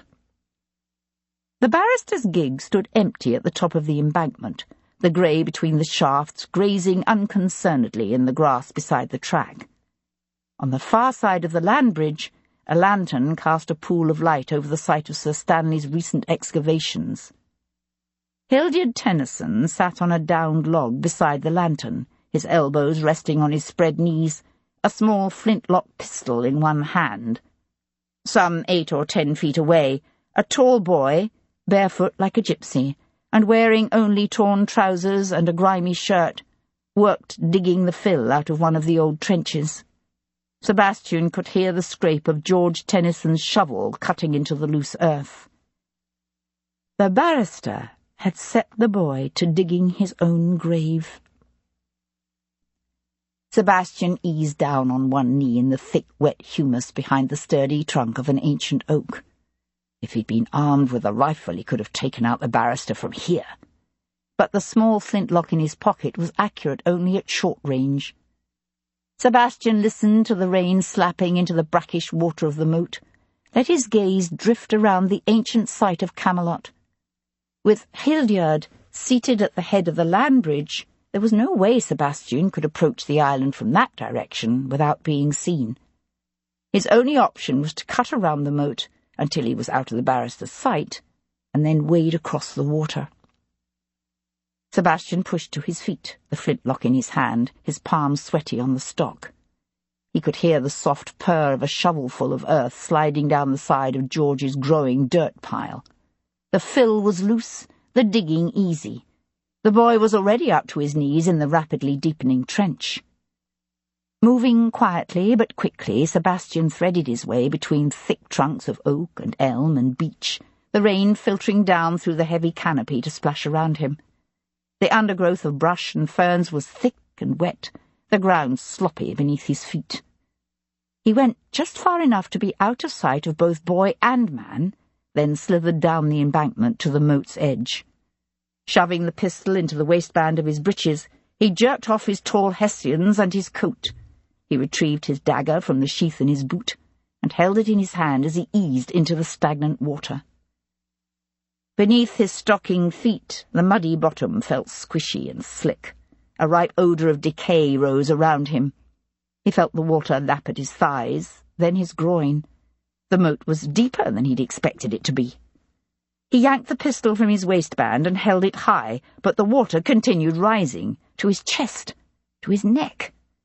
There was nothing for it but to thrust the pistol back into his breeches and swim. Just a few strokes carried him across the deepest stretch of water, but the damage was already done. His powder was wet, the pistol now useless as anything more than a prop.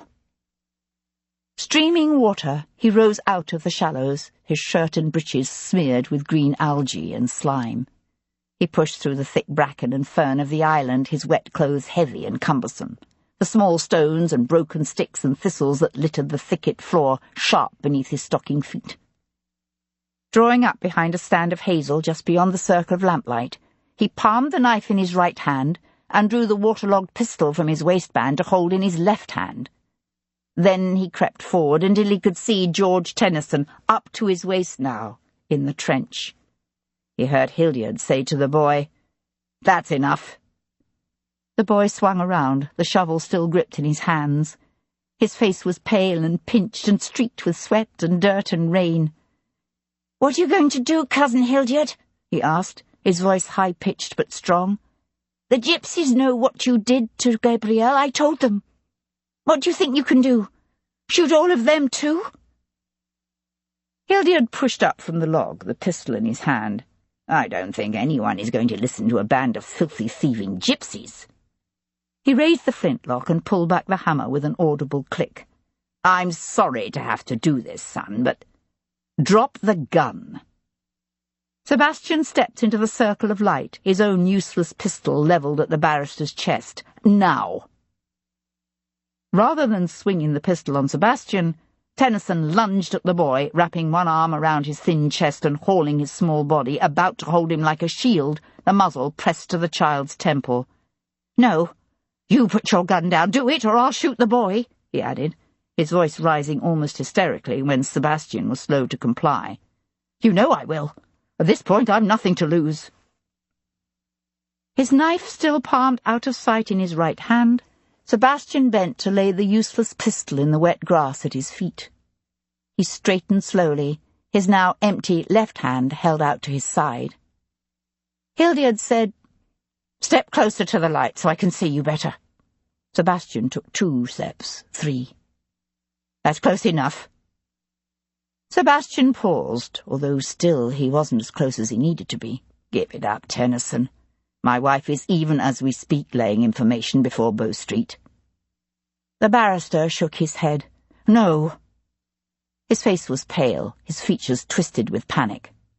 He was a proud, self-absorbed man, driven by his own selfishness and a moment's fury into deeds far beyond anything he'd ever attempted before. "I don't believe you." "Believe it. We know you left Kent at dawn on Sunday morning and didn't return to your estate until long past midnight. It was only a guess, of course, but Tennyson had no way of knowing that." Sebastian took another step, narrowing the distance between them. "She wrote you a letter, didn't she?" Sebastian took another step forward, then another. "A letter telling you she'd had an epileptic seizure." "No, it's not in our side of the family, it's not. Do you hear me?" "Did she think you owed it to your betrothed, Miss Goodwin, to warn her that you might also share the family affliction. Is that why you rode into town to talk to her? And when you told her you wanted her to shut up and keep it a secret, did she threaten to tell Miss Goodwin herself?" Sebastian took another step. "Is that when you killed her?" "I'm warning you! Stay back!" Hildyard cried, the gun shaking in his hand as he swung the barrel away from the boy towards Sebastian. "She was going to destroy my life, my marriage, my career, everything. Don't you see? I had to kill her." For one fleeting moment, Sebastian caught George Tennyson's frightened gaze. "And the boys?" "I forgot they were there." Hildyard gave a ragged laugh, his emotion stretched to a thin breaking point. "I forgot they were even there." Sebastian was watching the man's eyes and hands. He saw the gun barrel jerk, saw Hildyard's eyes narrow. Unable to throw his knife for fear of hitting the boy, Sebastian dove to one side just as Hildyard squeezed the trigger. The pistol belched fire, the shot going wide as Sebastian slammed into the raw, muddy earth. He lost the knife, his ears ringing from the shot, the air thick with the stench of burnt powder. He was still rolling to his feet when Hildyard threw aside the empty gun and ran, crashing into thick underbrush. "Take the gig and get out of here," Sebastian shouted at the boy, and plunged into the thicket after Hildyard. Sebastian was hampered by his heavy wet clothes and stockinged feet, but he had the eyes and ears of an animal of prey, while Hildyard was obviously blind in the darkness, blundering into saplings and tripping over roots and fallen logs. Sebastian caught up with him halfway across the small clearing of the sacred well and tackled him. The two men went down together. Hildyard scrabbled around, kicked at Sebastian's head with his boot heel, tried to gouge his eyes. Then he grabbed a broken stone from the well's lining and smashed it down towards Sebastian's head. Sebastian tried to jerk out of the way, but the ragged masonry scraped the side of his face and slammed hard into his shoulder. Pain exploded through his body, his grip on the man loosening just long enough for Hildyard to half scramble up. Then Sebastian saw George Tennyson's pale face looming above them, his jaw set hard with determination, the blade of his shovel heavy with caked mud as he swung it at his cousin's head. The flat of the blade slammed into the man's temple with an ugly thunk. Tennyson went down and stayed down. Sebastian sat up, his breath coming heavy. "Thank you," he said to the boy. He swiped a grimy wet sleeve across his bloody cheek. "Are you all right?" The boy nodded, his gaze on his cousin's still, prostrate body, his nostrils flaring as he sucked in a quick breath of air. "Did I kill him?" Sebastian shifted to rest his fingertips against the steady pulse in Hildyard's neck. "No."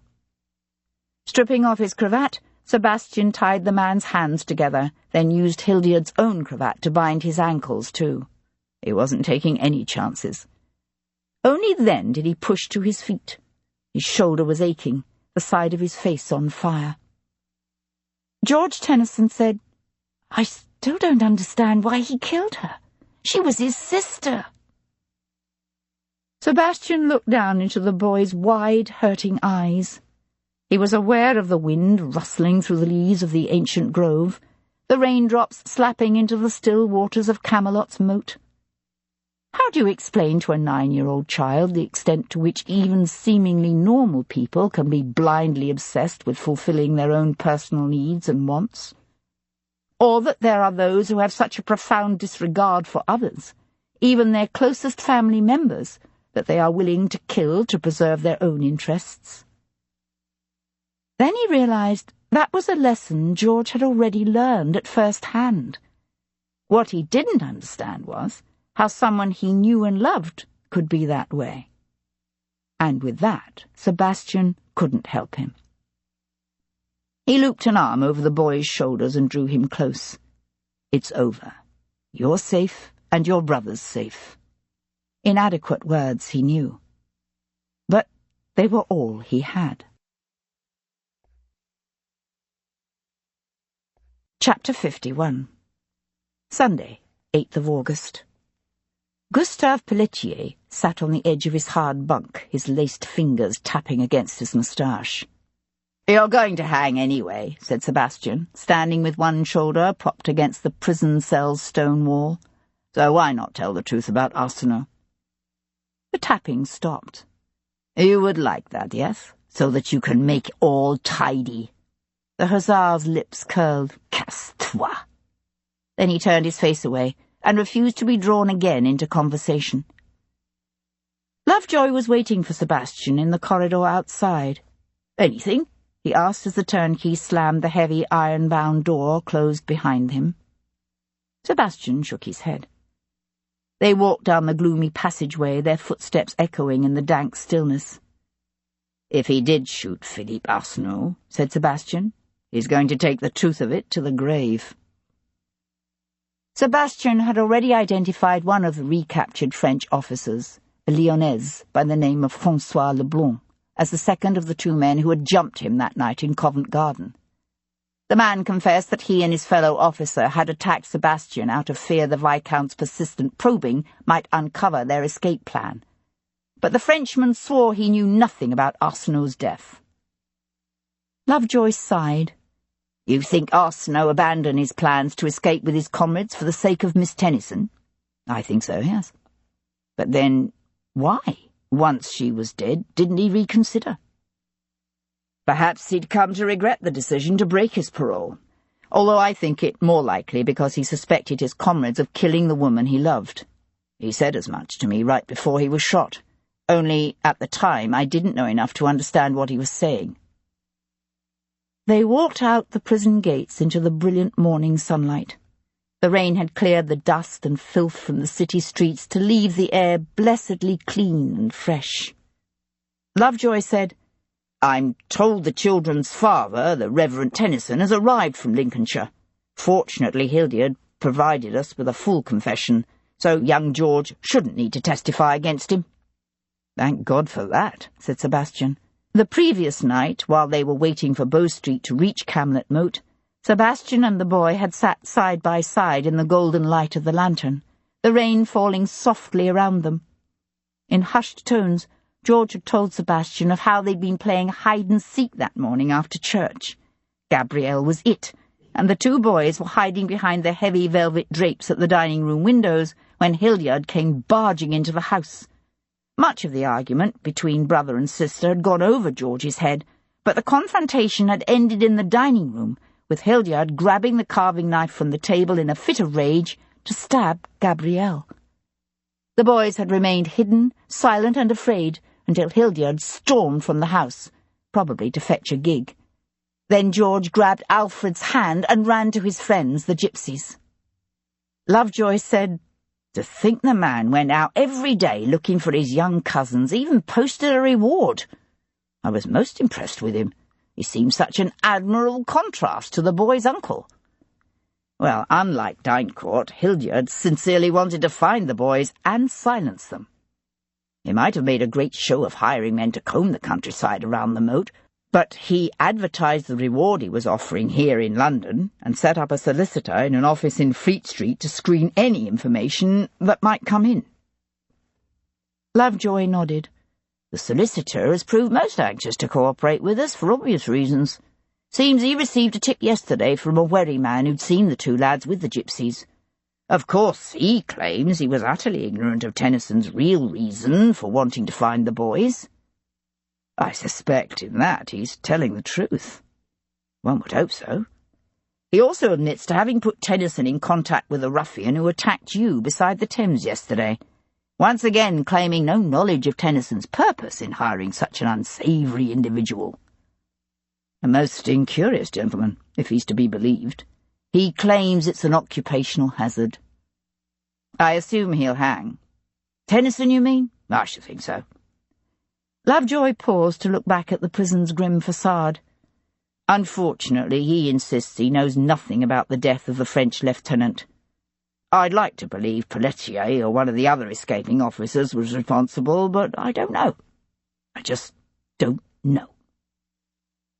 He glanced over at Sebastian, the magistrate's brows drawing together in a frown as if he knew there was something Sebastian was keeping from him. But Sebastian only shook his head and said, "I wonder if the boys would be interested in a dog." He came to Hero in the quiet of the afternoon, when the sun streamed golden through the open windows of her bedchamber, and the breeze wafted clean and sweet. She was watching a small boy and girl roll the hoop along the pavement, their joyous shouts and laughter carrying on the warm breeze. She didn't realize she was crying until he touched his fingers to her wet cheeks and turned her to him. "Hero," he said softly. "Why now?" The night before, she had insisted on driving out to Camlet Moat with Lovejoy and his men. The magistrate hadn't wanted her to come, but she had overridden his objections, impatient with every delay, and tense but silent until they arrived at the old chase. Then, for one intensely joyous moment, her gaze had met Devlin's across the misty, dark waters of the moat. But she had turned away almost at once to focus all her attention on the comfort and care of her dead friend's 9-year-old cousin. And she hadn't shed a tear. Now she laid her head against his shoulder, marvelling at the simple comfort to be found in the strength of his arms around her, and the slow beat of his heart so close to hers. She said, "I was thinking about Gabrielle, about how she felt as if she were missing out on all the joys and wonders that make life worth living. And so she gave in to her love for Lieutenant Arsenault. And then she died because of it. She didn't die because she loved. She died because she was noble and honest and wanted to do the right thing, whereas her brother wanted only his own pleasure. Her choice didn't need to end in tragedy." "Yet it did." "It did, yes." A silence fell between them, and she learned that the silence of a shared sorrow could also bring its own kind of comfort. His hand shifted in a soft caress. She sucked in a shaky breath, then another, and raised her head to meet his gaze. His lips were parted, the sunlight glazing the high bones of his cheeks. "Did you close the door behind you?" she asked, her voice husky with undisguised want. "Yes." Her gaze still locked with his, she brushed her lips against his. "Good." She saw the flare of surprise in his eyes, felt his fingers tug impatiently at the laces that held her gown. He said, "It's not dark yet." She gave him a wide, saucy smile. "I know." Later, much later, Sebastian lay beside her in a shaft of moonlight spilling through the open window. She raised herself on one bent arm, her fingertips skimming down over his naked chest and belly, drew in his breath with a quiet hiss, and she smiled. "Is the offer of a honeymoon still open?" she asked. He crooked his elbow about her neck. "I think we deserve one, don't you?"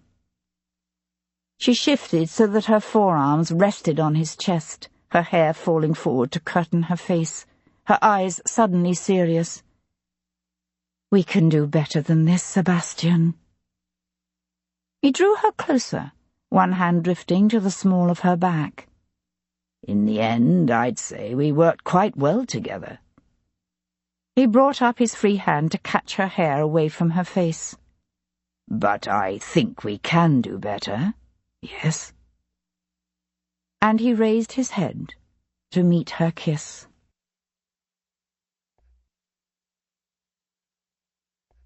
The end.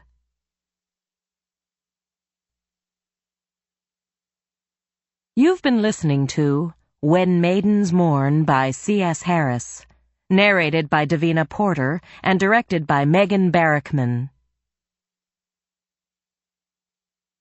If you've enjoyed this book and this performance, Recorded Books recommends Dissolution by C.J. Sansom, narrated by Stephen Crossley. The year is 1537, and England is divided between those faithful to the Catholic Church and those loyal to the King and the newly established Protestant faith. When a royal commissioner is brutally murdered in a monastery on the south coast of England, Thomas Cromwell, the Church of England's feared vicar general, summons fellow reformer Matthew Shardlake to lead the inquiry. Shardlake and his young protege uncover evidence of sexual misconduct, embezzlement, and treason, and when 2 other murders are revealed, they must move quickly to prevent the killer from striking again. Exciting and elegantly written, Dissolution is the utterly compelling first novel of Sansom's acclaimed Shardlake mystery series. Recorded Books offers a wide selection of bestsellers, mysteries, classics, histories, and more. So visit us at recordedbooks.com to learn about our latest releases and special offers. And thank you for being a Recorded Books reader.